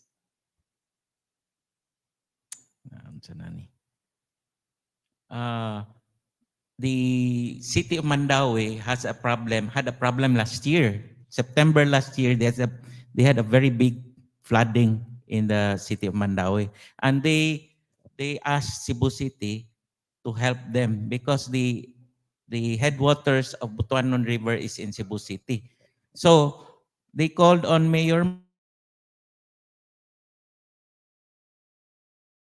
understanding between Mayor Mike and Mayor Jonas to address flooding, not only in Mandaue, but also in Cebu City, because Mahiga Creek, where we have also a problem in SM and the Mabolo area, is part of Mandaue and Cebu City. So we have to help each other. And I hope this is the first initiative, because we have common problems with Mandaue and Talisa and all the other adjoining LGUs, no? Not only flooding, there's traffic, there's garbage, a lot of things that's common. So we have to address this, no, by this memorandum of understanding. So this is called a Beyond Borders program of Mandaue and Cebu City.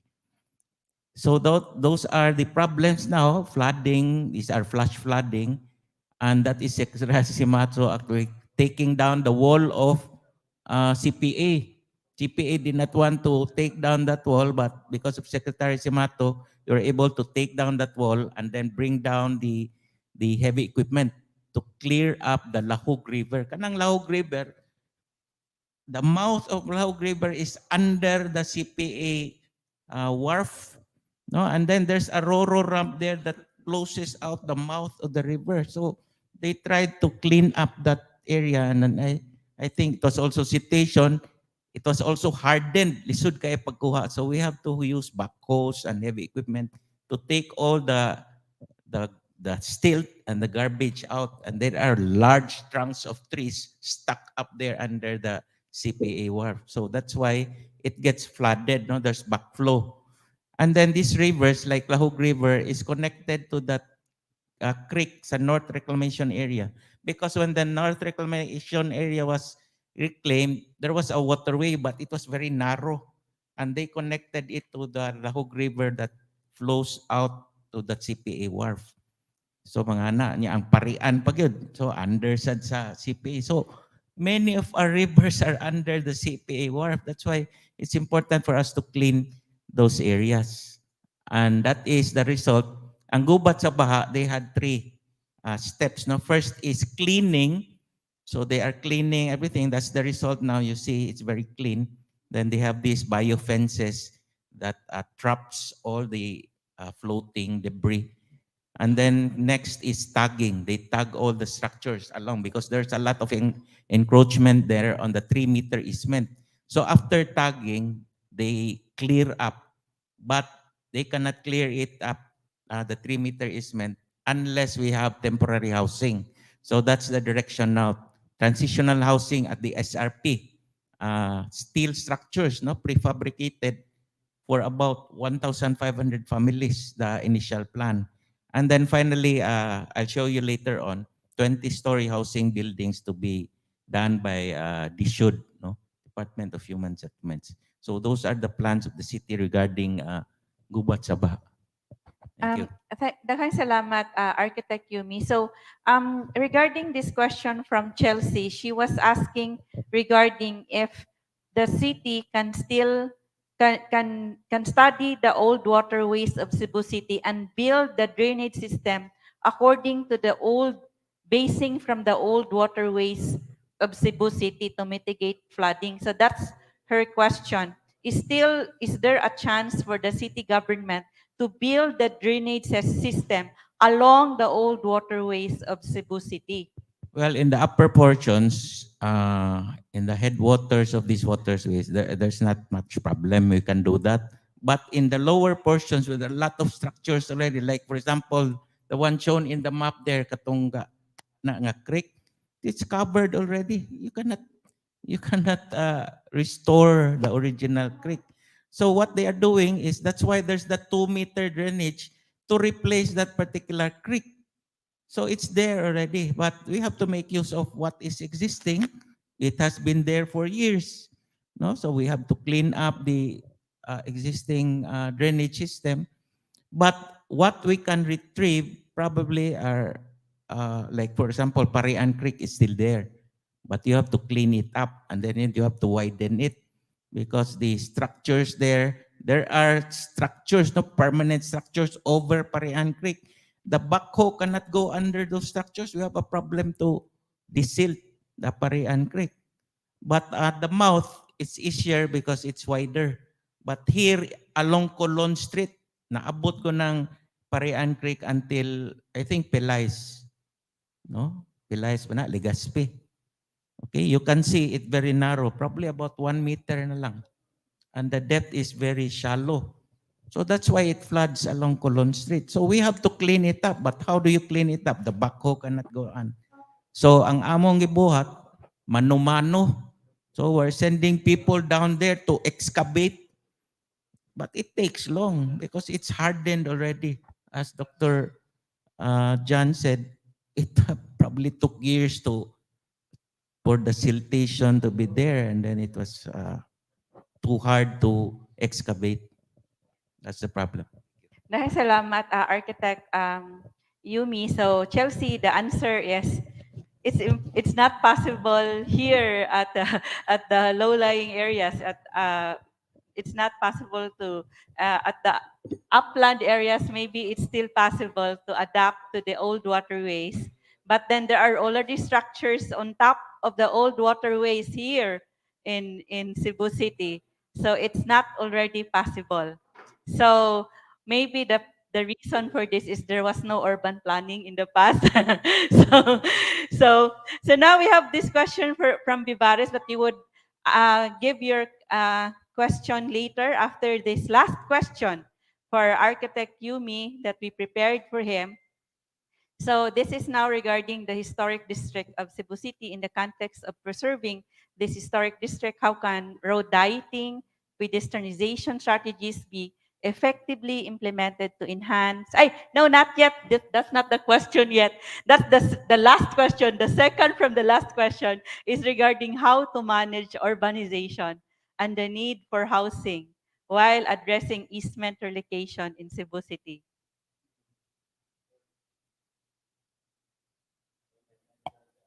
Earlier I mentioned one of the global phenomena was climate change. That's a new normal. Another global phenomena is urbanization. They say, now statistics show that 55% of the world's population is now living in cities. In the Philippines, the figure is more like 65%. And where are they living?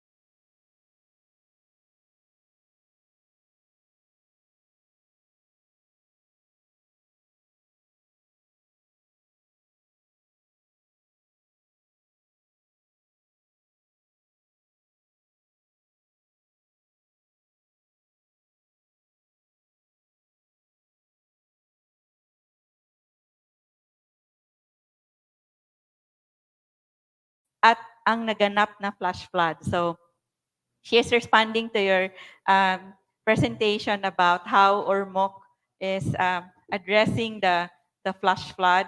And also, so now we would like to ask, actually, so there is this, maybe I would now mention this question from 𝗵𝗃 direct before I ask regarding the Heritage District. So maybe this could be related, seeing the map of 1823. So maybe 𝗵𝗃, you are telling us about 1873, the 1873 map. It tells the history of the old barrio stone marker at 𝗏𝗃𝗀𝗵 corner Bonifacio, as well as the explanation of flowing canal water and the flooding of the whole stretch of Bonifacio Street, Calle Licor, Barrio Licor. Denoted on the map as Kugon would be Camagayan. We can say it is a natural catch basin or watershed. Tracing the flow, it passes to Bonifacio Street up to the corner of Ibarra Street, where an open spring exists. Then flows passing to Ticatuna Street. Is it feasible to reconstruct the old waterways, especially the catch basin, to mitigate flooding in these areas? So this is related to Chelsea's question.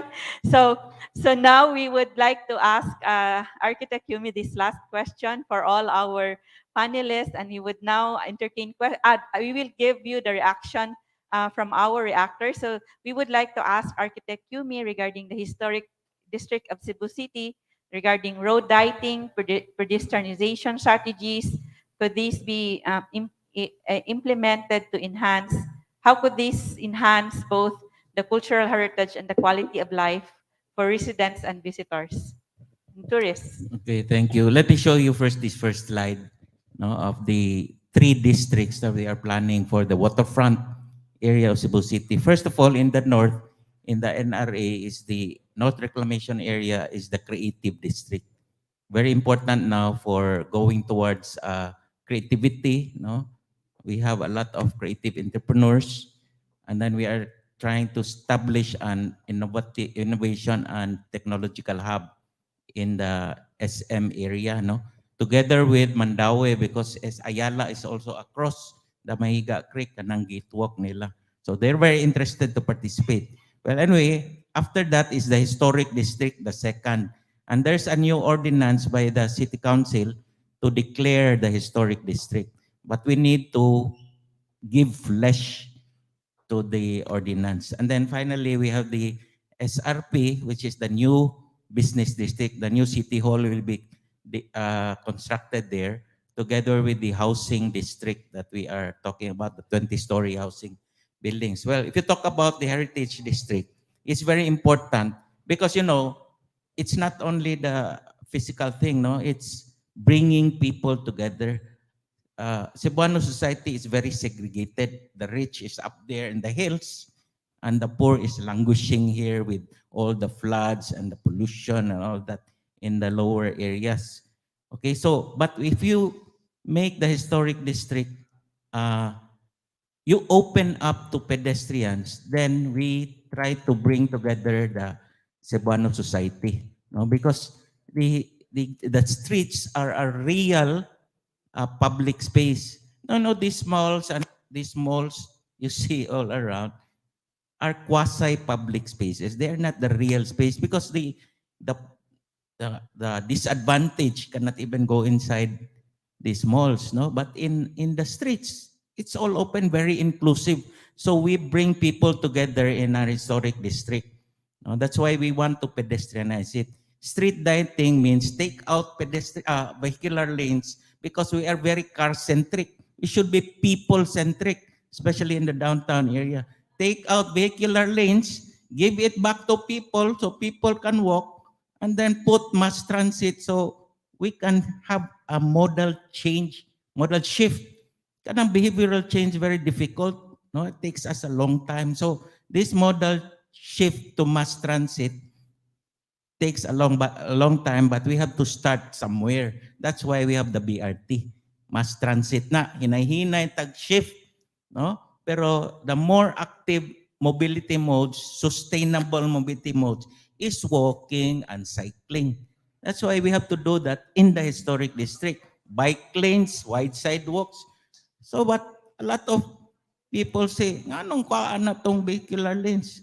Di kasabot, no? There is a reason for bringing that together because you know what's happened to the downtown, namatay. Asa namang mga negosyante diya, tuwa sa malls, nag-abang. No? The real owners here in the downtown area, sa Colon, sa Magallanes, they're not there anymore. Why? Because of cars, it's traffic. You cannot even park in City Hall. No? We have a problem of parking. So people are not going there. They go to malls. But we bring that back, people. We bring back the vibrancy of the old Colon Street. So I have even pictures here. Na akong slide. Church of Colon, what could be Colon Street if you look at these slides. Layo na kayo nila. Where is it?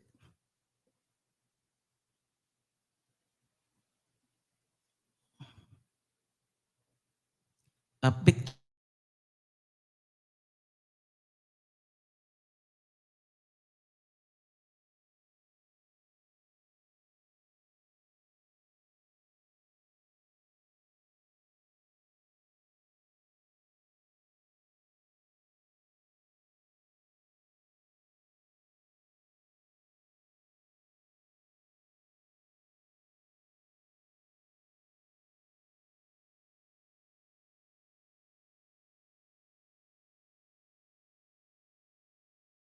All the roads there, the roads from B. Rodriguez, Banawa, all of them, diretso na tas bridge pa doon sa Cordoba.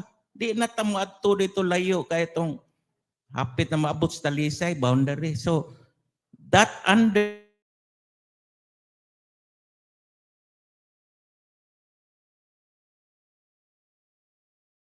and then it goes to the Heritage Walk, kanang Santo Niño, Cathedral. So if you can define that heritage loop, you can already control, close down the streets, make it walkable.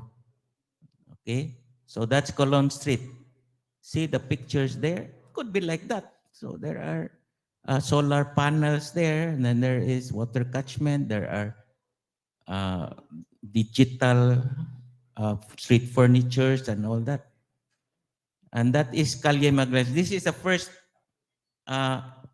pilot project we're going to make. We are going to connect Magellan's Cross to Plaza Independencia. That's a very short stretch. In fact, sa Sinulog, sirahan mga ina.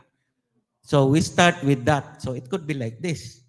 Okay, and then the sides will mabuhi ang mga negosyante diha. So there is even McDonald's there ready, di ba? Iskina. So why can't we make it walkable from Plaza Independencia to Magellan's Cross? In fact, there's a budget for that already. No, and then we're doing that.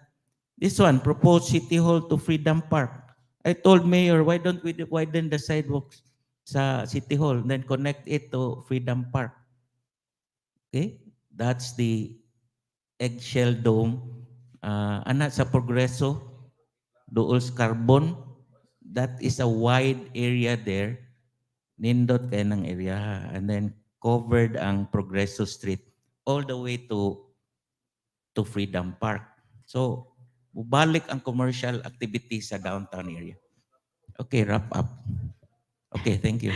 Maraming salamat, Architect Yumi. So, Alexei is saying, preach it, Architect Yumi, daghang mga tao, di kasabot that nature will always win, no matter how much you cover the waterways. So, of course, we also need to take note also of the needs also of the poor, like who are usually affected by the easements, and they usually don't know where to regarding housing, how to address the needs of the urban poor while also taking care of the rivers. So maybe this could be answered. Maybe you can answer that later or now. So we have after the reaction. Also, we have the reaction from our other experts who are here. So we would like to introduce to you one of our reactors.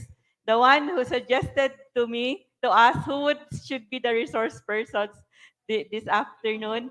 And she is a commissioner of the Cebu City Historical and Affairs Commission. And she is an advocate of Cebu heritage and history, and she always supports our projects for the youth to be interested and to use their talents to promote the awareness of Cebu heritage and history. So please help me welcome heritage architect 𝗏𝗏𝗵 for her reaction. Thank you very much, Ma'am Agripina, and thank you to the audience for acknowledging my presence this afternoon. Thank you for inviting me here. Wow, this is such a big topic, Agripina. I mean, you touch on one thing and it really just connects to the other issues, no? But let me just bring out, I took down some of the points brought up by Dr. John and Dean Yumi.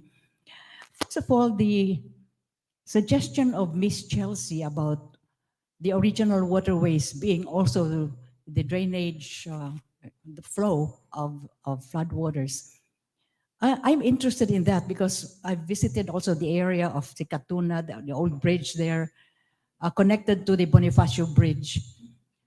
We noticed that, I'm concerned also about the bridges because these are heritage bridges. This American period bridge, and then at Bonifacio is still made of coral stone arches below the bridge. The bridges are still intact, but they are made to carry a tonnage of heavy trucks, and you can feel that the bridges are in danger of disintegrating. According to the Heritage Law 10066, part of the patrimony of the country are not just buildings, not just natural heritage, but also bridges, forts, lighthouses, etc. So we have to look at these old bridges. We went there because the barangay captain of Dayas wanted that check to help of the flooding in that area. We went there and we noticed that the waterway is really so thin from the original width. And the people were cleaning, but we noticed old electric fans being dug out. And it's the people themselves are throwing garbage to these waterways. And it's constricted as it goes to Bonifacio. The water stops there because the bridge in Bonifacio is stopped. The water flow is stopped by a huge tree. And the tree was allowed to grow. It's cut now, but you can still see the huge trunk that posed an obstacle to the free flow of the water. So the water just stuck there. I mean, this could have been averted if the community itself looked after its waterways. What I'm trying to say is, do we always depend on LGU? There are 80 barangays, and Cebu City LGU cannot just look into all of these. I was thinking the barangays also probably should have a role in monitoring their own floodwater, creeks and rivers. And the people themselves can help by please not throwing their waste, especially these huge old appliances, into the river. That's one. Number two, there probably has to be a limitation to the tonnage of vehicles that pass over these very old bridges. The vibration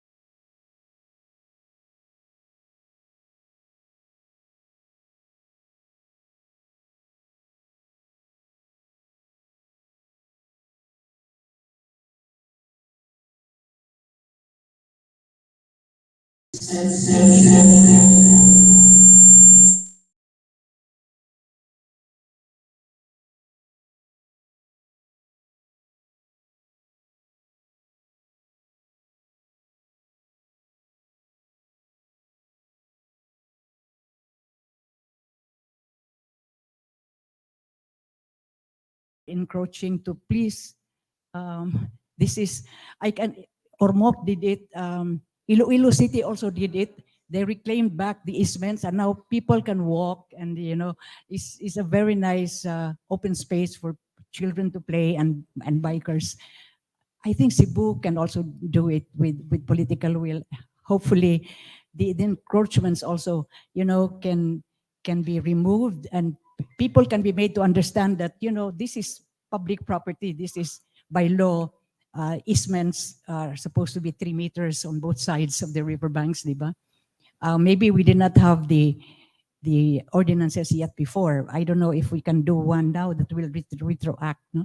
Finally, there's still so many things I listed down here, but finally, the scale and the character of the heritage area is beautiful, it's walkable, but please, if we can do something about the limitation and regulation of the heritage of the heights of buildings, new buildings in the heritage sites, because otherwise we layer over the historic character of our heritage cities, and we just see another Singapore or another Thailand or another Hong Kong. But we love Cebu as it is, in the scale that it is, and the culture that the people around it, you know, interact with each other, huy-huy, tinabangay, relational. We would not like to lose that. This intangible heritage of our city should also be preserved, aside from the tangible built heritage. So I limit myself there, and I will turn over the microphone to my partner. Maraming salamat to Architect 𝗏𝗏𝗵 for your insights regarding this topic. Maraming salamat for sharing with us your really experience also of the problems of the people that they reported to the Cultural and Historical Affairs Commission of Cebu City, and also regarding the need really for pedestrianization, and also regarding how to address the easements. And the question for that is how to address the structures on top of the waterways. so now we would thank you very much to Architect 𝗏𝗏𝗵 for really making time for this activity this afternoon. Now we would like to hear the reaction from the University of the Philippines Smart Cities Solutions to Urban Flooding Smart Turf Program Leader. So please help me welcome Dr. 𝗏𝗏𝗏 𝗏𝗏𝗏. Good afternoon, everyone. Before I give my reaction, I'd like to share our audiovisual presentation regarding our program. Please.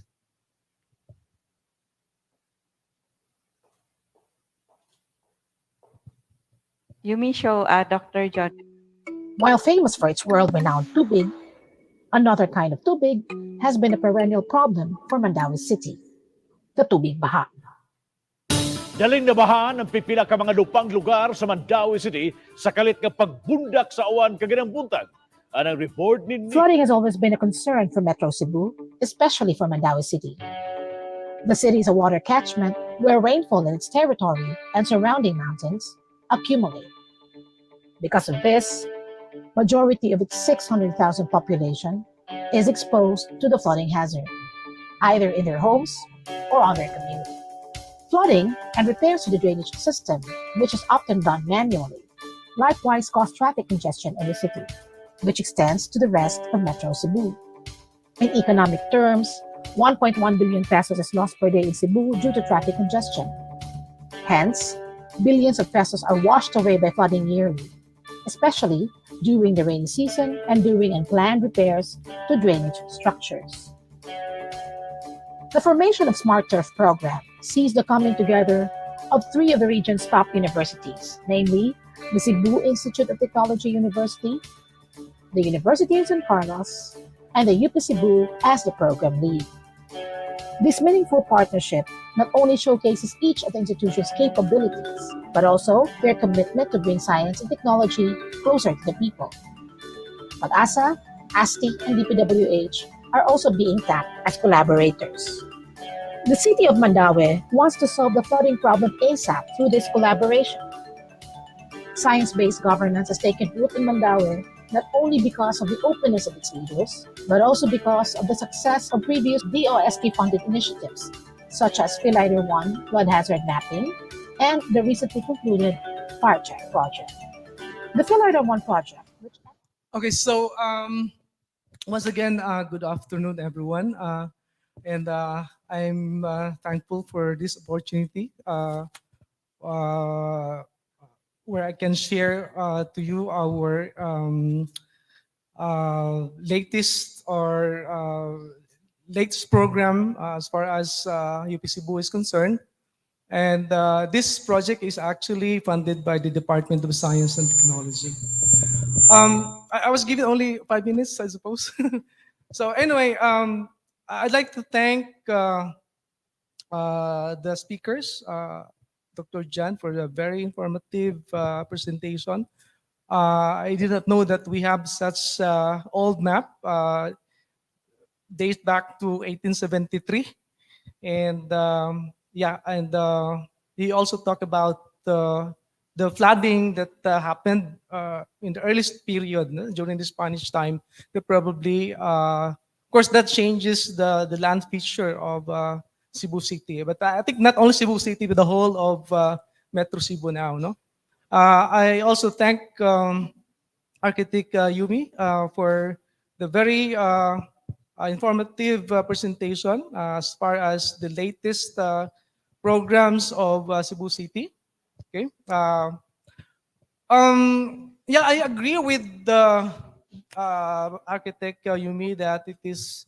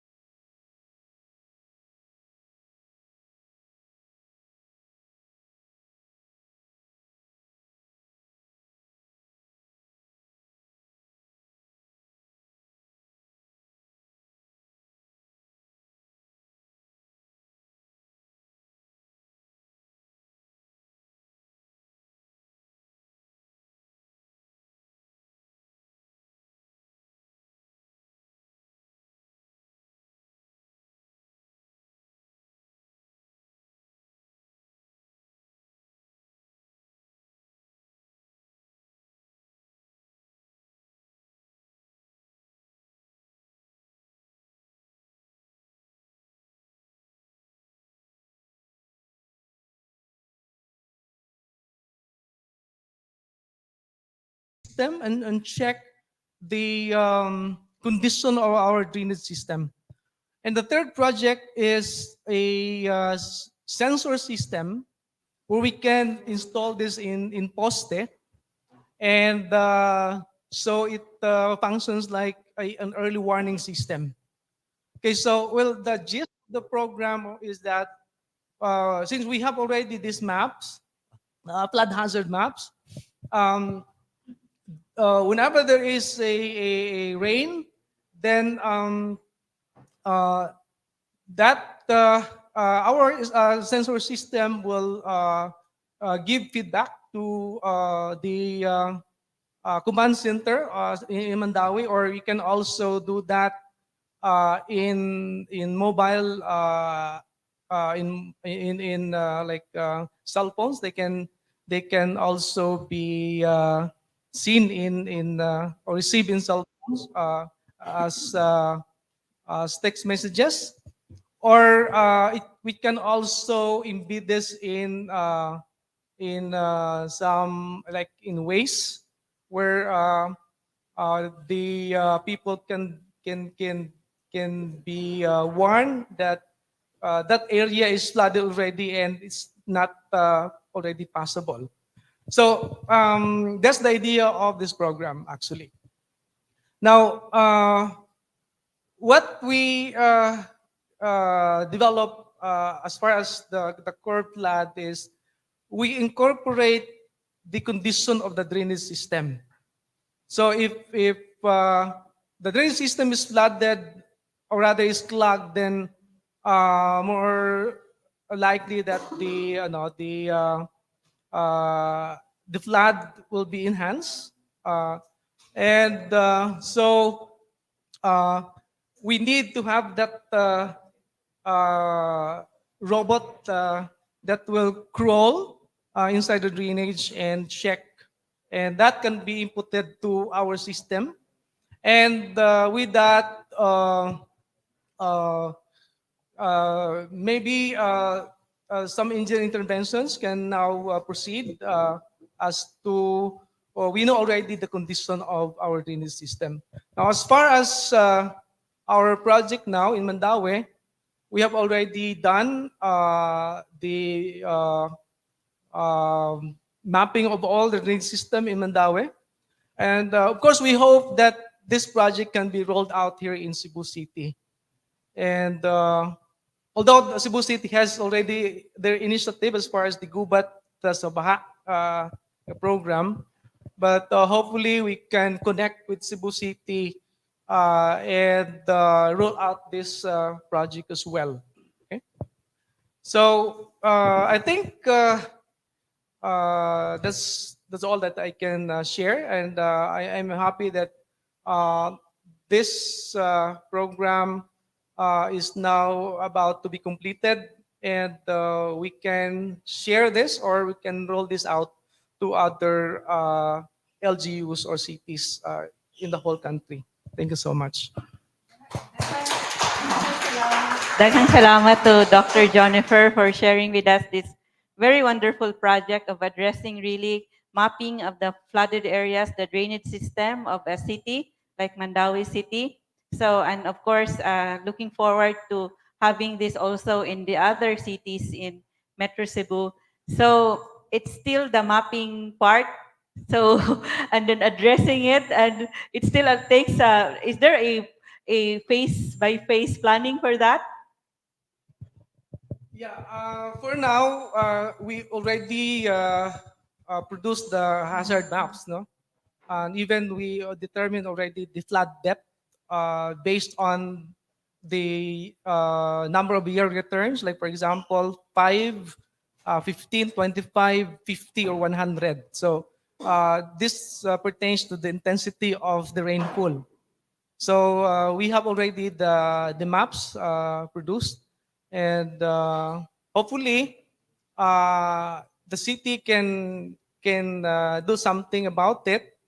Like yung na-mention ko kanina, they have to check those drainage system that are not already working.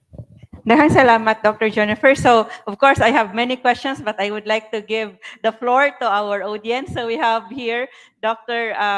Jan Peterson to answer your questions regarding the old waterways of the Spanish period waterways and its impact to modern times. And also we have urban planner, architect 𝗏𝗏𝗏 also to answer your questions. We have this, so for those on site who would like to ask your question, please go to the microphone. Can we have the microphone for our audience and who would like to ask questions?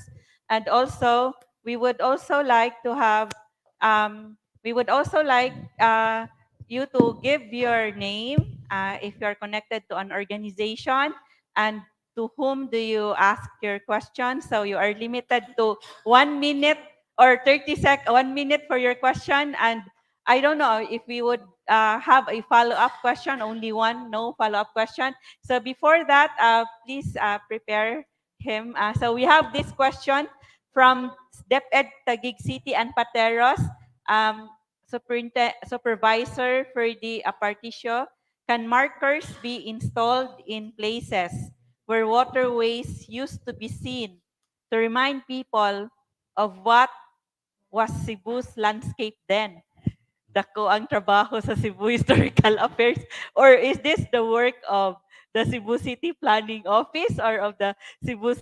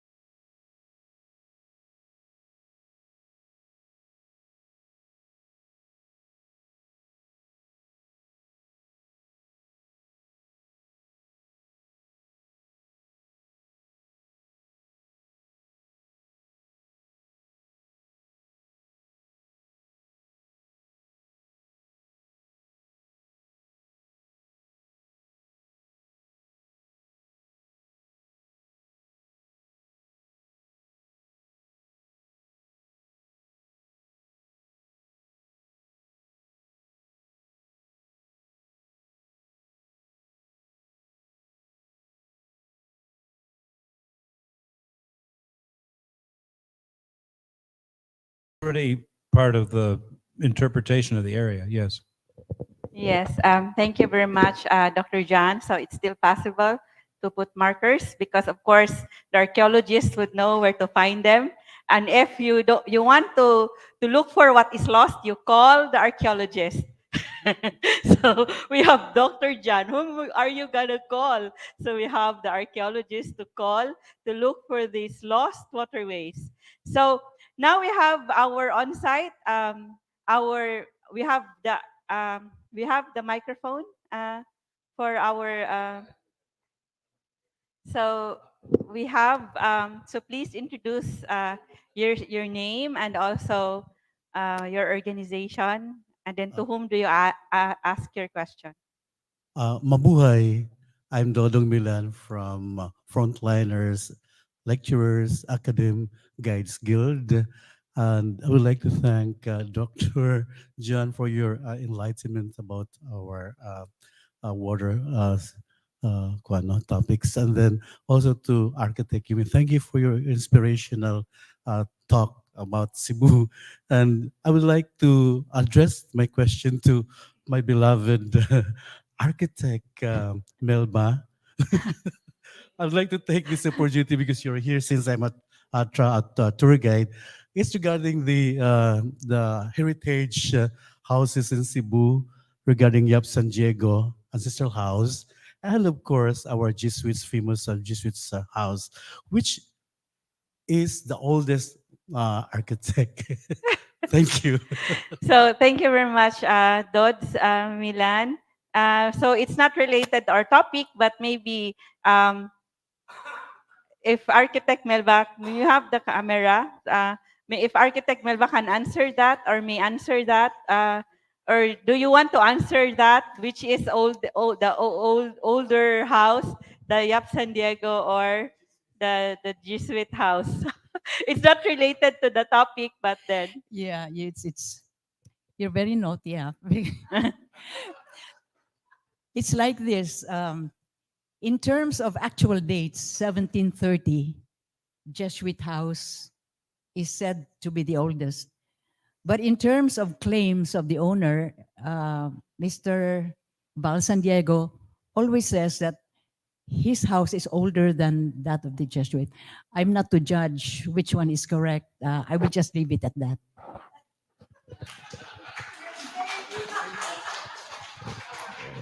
Thank you very much, Architect Melba, for the very Solomonic answer. So you really learned from King Solomon a very wise answer.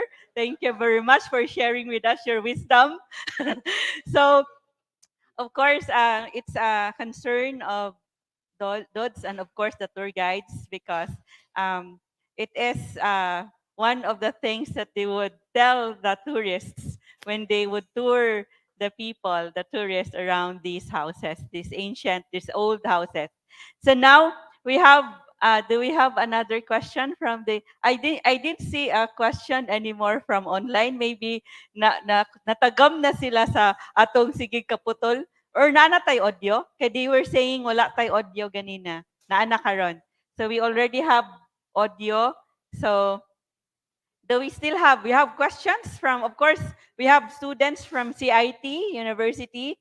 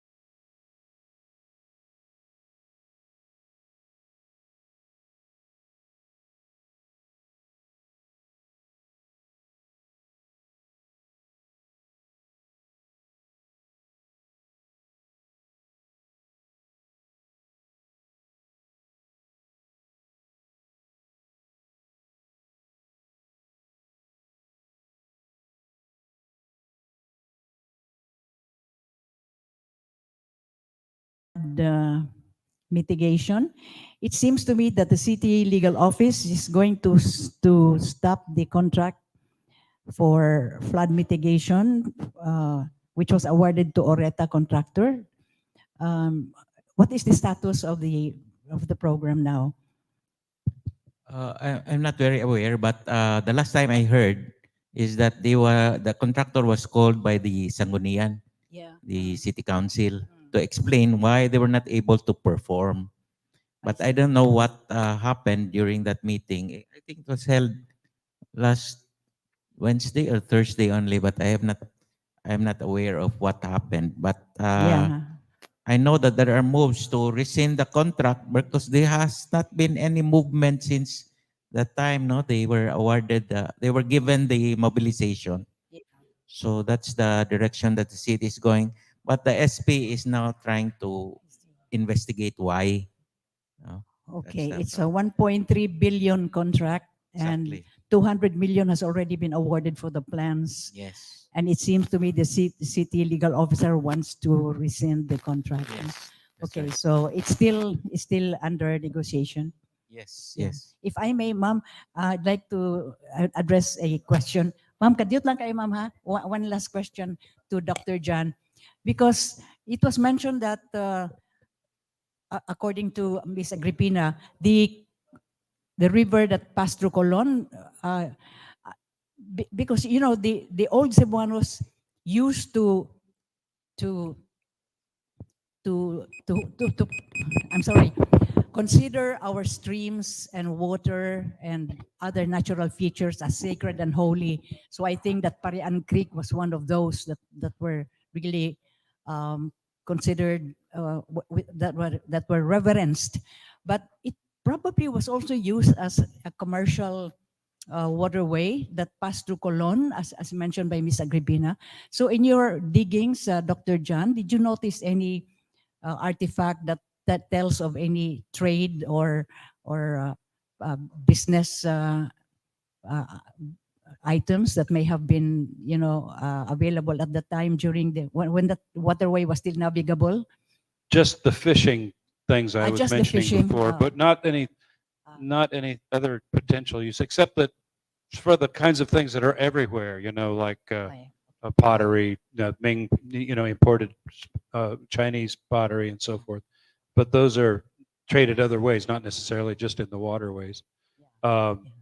We haven't done anything right on Cologne. And again, if we could get a chance to monitor some of these ongoing subsurface construction projects, we can learn a lot more. So we've written a proposal actually to VICO to do that monitoring. And I think maybe the Cebu Heritage Council has seen that. I think we sent it to Jobers anyway. So that could be a huge window on those things, though. We could really get a good idea. Okay. So, okay.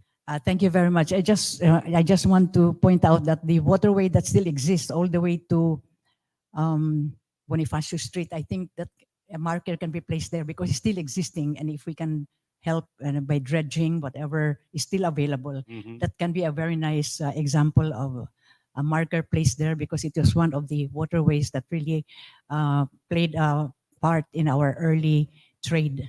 Yeah, restore routes, some calcos and float them on exactly. That would be great. Yeah. Very interesting. I thought you might have a story there, but thank you, Dr. John, for our next session. Ma'am, thank you.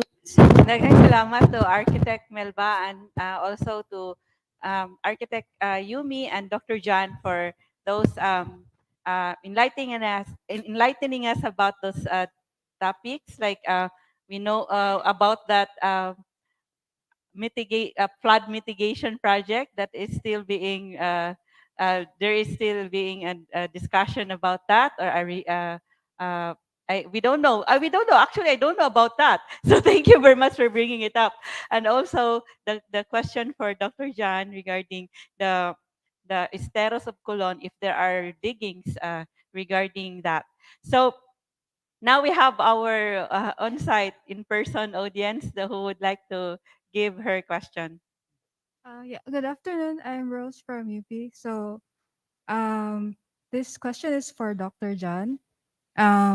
He mentioned earlier about what's the name of the the building across the Patria. So when the Spanish like built that building, they already knew that it's a marshland. Well, by that time So- it was building up somewhat, and there may have been some shifts in the river channel that made it a little more appealing. But I think they probably did some filling there too So to I'm make it just like possible. curious, Gali, like about knowing that it's like risky. Why do they somehow like continue to build on it? Is it like maybe they're thinking they're just gonna be here temporarily, or That it's structure. just lack of knowledge that it's No, I think they probably built it up, just like the Parian itself was actually filled, and it was given to the Chinese and also to the Mestizo population to build their city, their structures in, and they built it up so that they could get it above the water, and it actually was a more orderly city than settlement than a lot of the rest of the area that was on higher ground, because it was kind of a planned development to begin with. And that probably the same thing happened at the Residencia. No, I don't think they intended for it to be in a wet area or to have been destroyed by flooding or anything. I think they intended for it to be permanent. Maraming salamat to Dr. John and also to Rose for that question. So if you have other questions, I would also like you to know that we have this book, A Short History of Cebu from 1500s to 1890s and the Anti-Spanish Revolution in Cebu by Dionisio C. So you would also know here the development of what the Spaniards did when they occupied Cebu and also the contribution.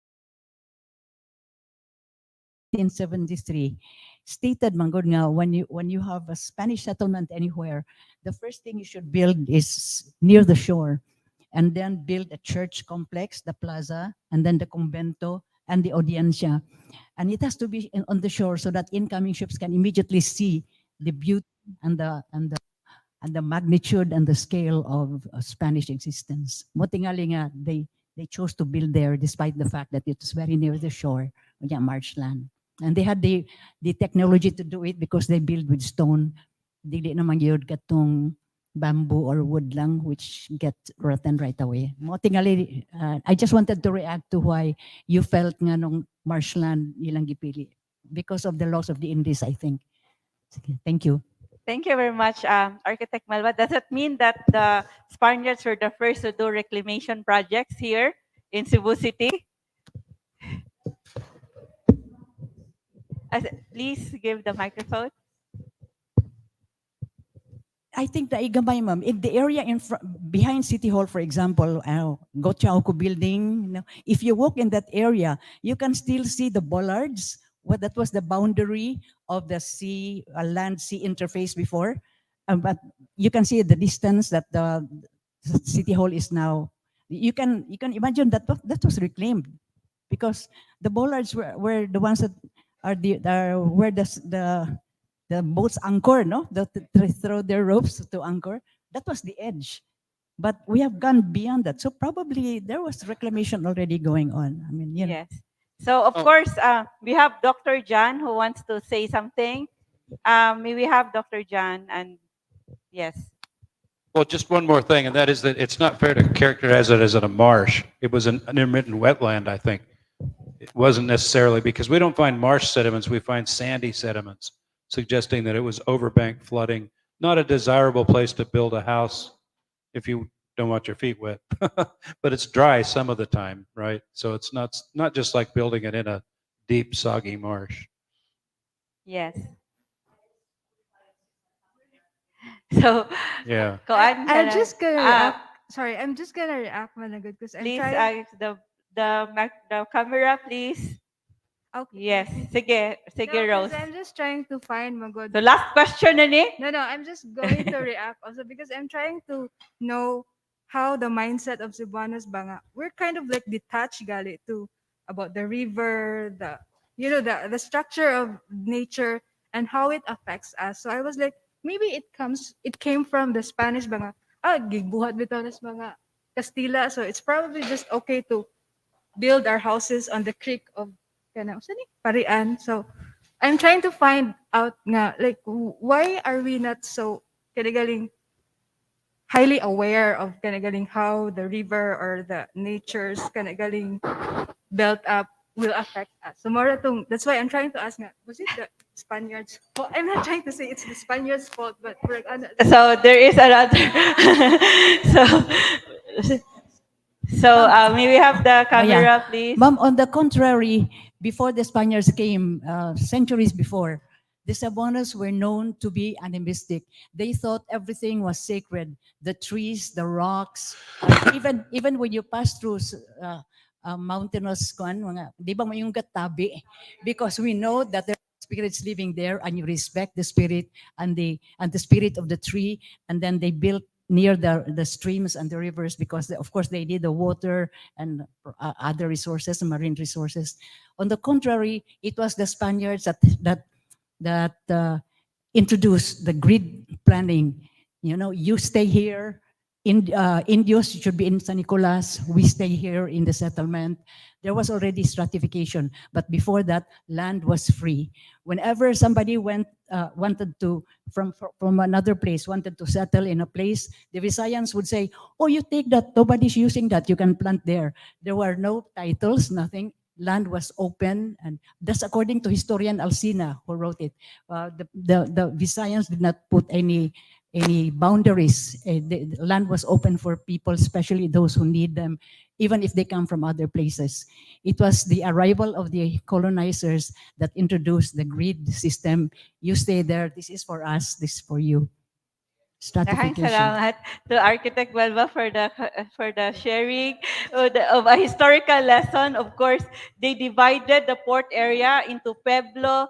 There is the Pueblo del Europeo and Pueblo de Naturales, and of course the Lutao or so before the Spaniards came, and even today for the indigenous peoples, nature is sacred for them. They believe that spirits and deities are stewards of this. They cannot do anything like building a house, building a structure, or doing something in that area without asking permission from the nature spirits. So nature was sacred to them, for them. So, so because of course in our previous discussions, people, some audience would say, if you harm nature, nature will fight back. So, and of course, according also to one of our historians, Dr. 𝗏𝗏𝗏, when the deities were angry,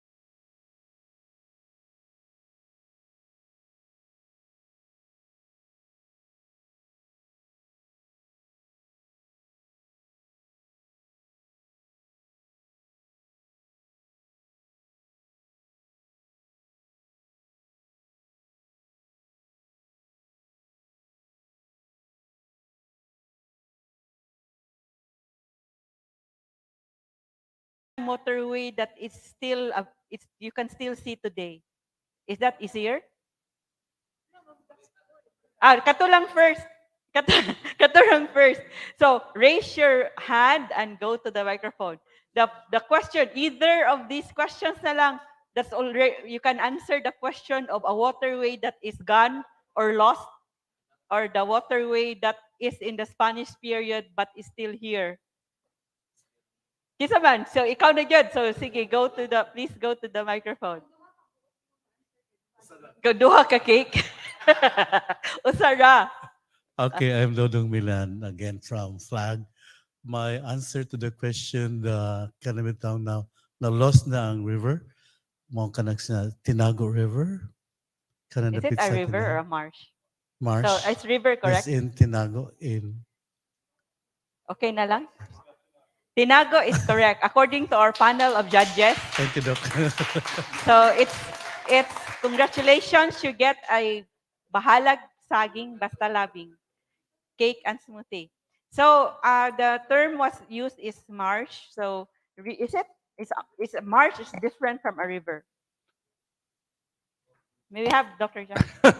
Well, that's what's on the maps, but it was part of a stream system, so. So it could be connected to a river. Oh, yeah. Yes. Thank you very much to Dr. John for clarifying and being one of the board of judges for this trivia quiz. So the second question is supposedly for those online only. So, but then we have less people online now because they have been subjected to the guba nga internet. So, if our online audience, so ananay ni balik sila ang online audience. So, this is for the online audience. But if the online audience cannot answer this question, so the prize for this is from Alima Native Massage, where you get an orasyon with a binisaya massage or hilot sa ulo o likod. So with oil di siya, ang nabutang kay kuan ni siya, no oil nga picture. It should be with oil, so topless na siya. So and then you get a healing prayer by our modern day babaylanes in the Alima Native Massage. Because of course you will not get well without prayers. So yes. So you give. So this is for the online audience, and if the online audience cannot answer, we will have the on-site audience to answer this. So give. So if you listen to both our resource persons from Architect 𝗍𝗵 and also Dr. John, so you would know the answer to this. Give to impacts of climate change. Pero grabe sa yun kayo na question. Two impacts. Name, give two impacts of climate change. Who wants to answer? Mag-monopolize ang tour guides, ani? Sige, magpahilot si Kuan. So the tour guides are they are very good listeners because they have been joining our events almost every event. So may we have asa naman ni raise a question og hand. Who wants naanay ni answer from online. So we have an answer from the online, and then Rix Hermino says soil erosion and flooding. Correct.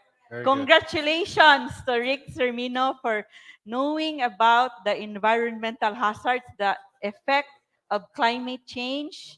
We also have answer like flooding and liquefaction, but the first one to answer is Rix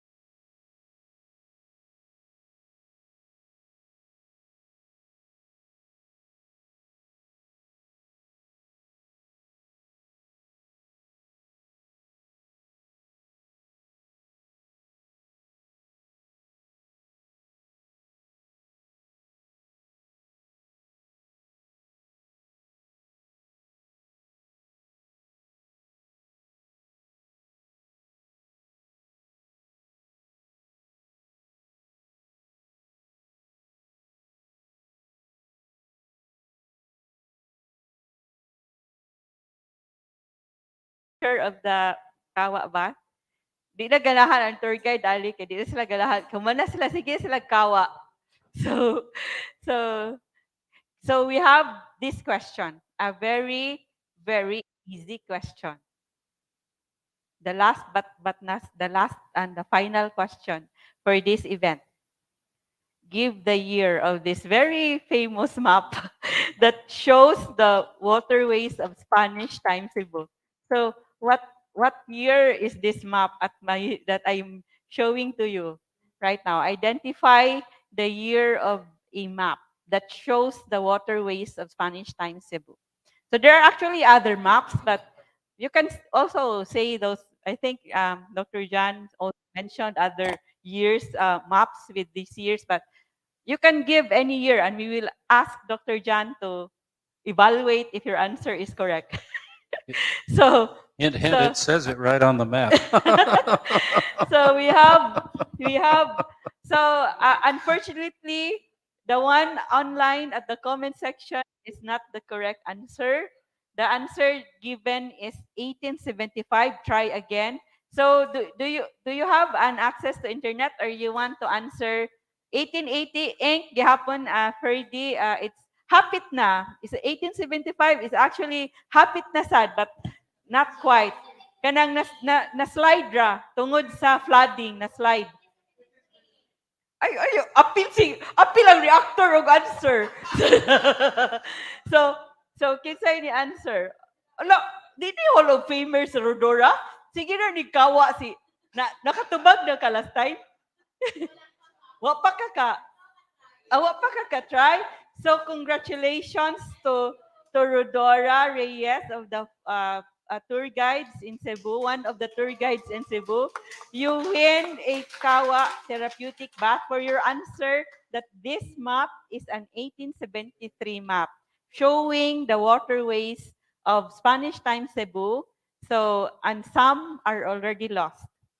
So, now we would like to, wala na may questions. Now we would like to get the closing.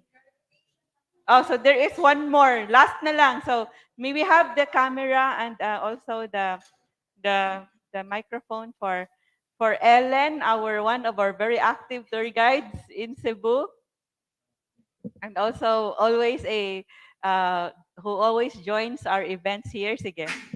Mabuhay, good afternoon. My name is Ellen from the Flag Incorporated, and this is for Dr. Jan. Since we have just learned about Tinago Mars today, is there a certain island named Tinago, or is the same? It's referring to Tinago Mars. There was an island off the front of it during different periods. You can see it shown on the map. Two of the maps it didn't show because the internet went down. There is an island there. Now, I don't know that it's named that, but it could well be.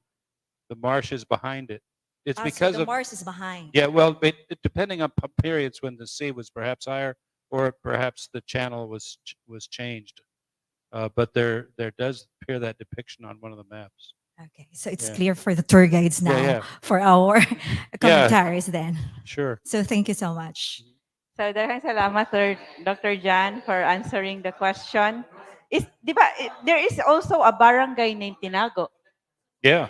So may we have the architect Yumi for that. So is it Tinago is also a barangay? Yes. So yeah, you don't have a microphone already. Nah.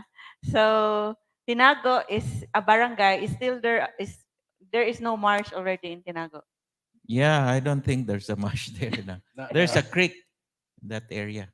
There is still a creek. Yeah. The marsh is no longer there, but that creek is still there. Okay. So there is actually a question here a while ago nga if there are lost rivers or lost rivers, are there still bridges, ancient bridges that are still here or that are already lost? It was mentioned by Melva, the Bonifacio Bridge. Bonifacio Bridge. An old bridge. American period. Stone bridge, yeah. It's still there, but there is no more water under it. No, there's water. There's still water. But it's narrow. Gamay na lang. Yes. Yes. Right. So daghang salamat. So we have this 𝗏𝗏𝗏𝗏 is sending his online virtual applause for this event. And 𝗏𝗏 of DepEd Taguig City and Patara says, maraming salamat, 𝗏𝗏 for another learning engagement this afternoon. So now we would like to hear the closing words of our resource persons. May we have first Dr. Jan Peterson.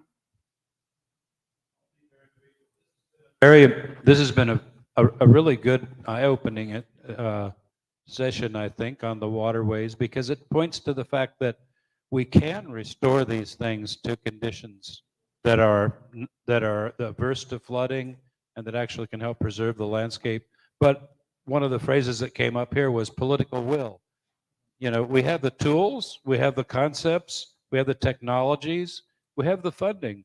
It's a matter of our community leadership, but also people in the neighborhoods to actually experience a will to resolve these things. Like 𝗏𝗏 said, people need to be discouraged from throwing their hard trash in the riverways. That makes a huge contribution.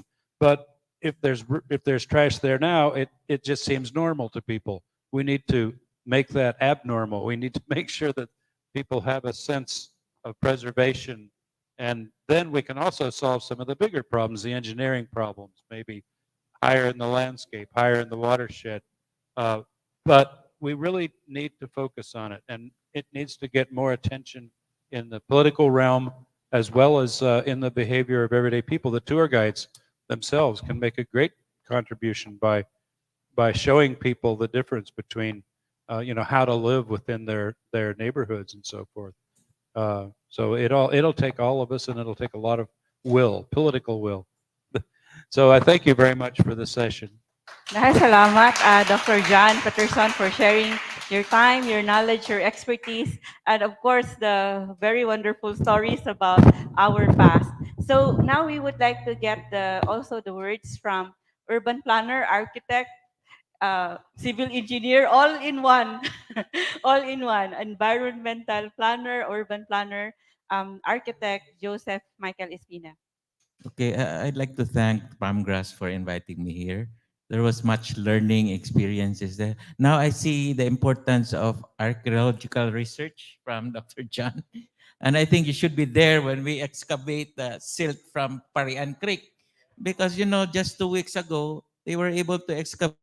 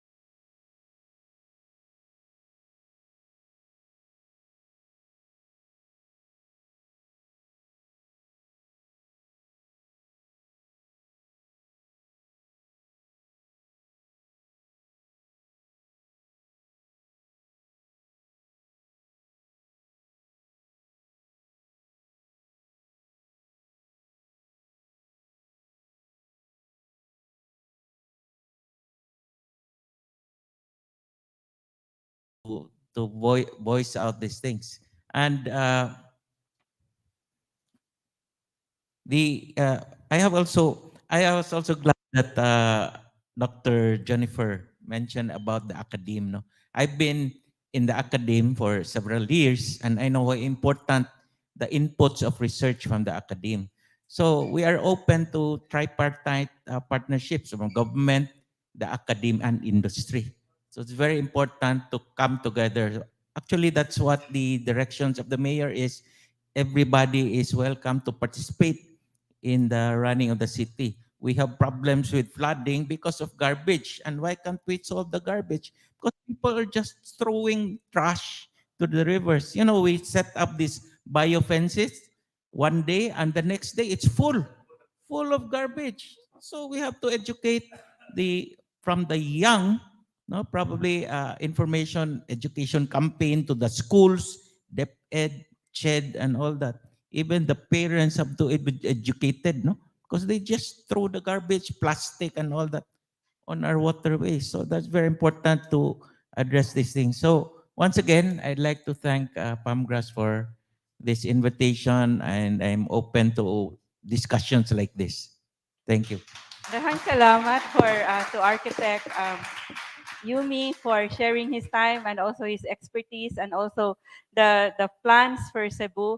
So this event actually make us, it's just like an introduction to more discussions in the future on history, on our lessons from our past, and also that would guide us for future actions, because the flood is not just it's just the tip of the iceberg. It if you would look at it, if you would examine it, we need to go back to 10,000 years ago to the excavations and to the excavations and the archaeological finds of the archaeologists. And then it is more than just addressing flood, because you would need to address poverty and education. How can the people know about waste management?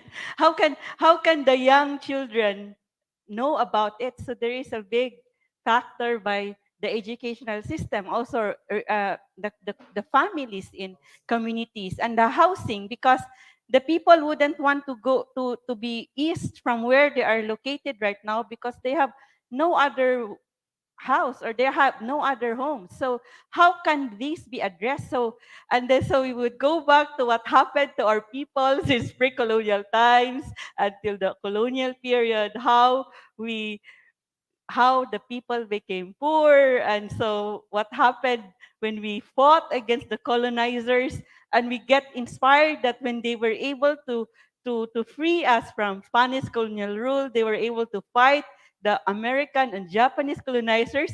These issues could also be fought if these issues could also be addressed if we get inspired by how they did it in the past. Seemingly impossible to drive away colonizers. Is it impossible to stop the flood?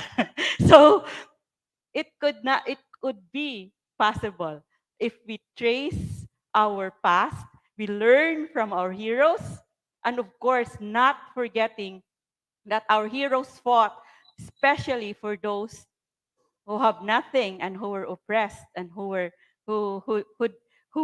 did not get anything because our lands will of course grabbed by the invaders. So this is this is our challenge for the young people of today. When you become leaders, or even today, even if you are not yet leaders, we always have these events to encourage the young people to learn about our history and be proud of our heroes, so that they themselves can become heroes and we can become heroes. Daghang salamat for joining us. Thank you for our reactors, Dr. 𝗏𝗏𝗏 and 𝗏𝗏𝗏𝗏, our very esteemed, our distinguished resource persons, Dr. Jan Peterson and Architect 𝗏𝗏𝗏𝗏, to our partners, the Abril Foundation, USC Center for Social Research and Education, UP-Cebu Smart Turf, Museo Sugbo, Diyandi Heritage Centers, Central Visayas Association of Museums, so on 2020. And see you again on September, tonight, in the Saturday Beats by the young people at PAMGRAS, and on the celebrating our grandparents tomorrow, and also on September 22 for the anniversary of Hardin Dagami. Daghang salamat og may hapon. May gabi.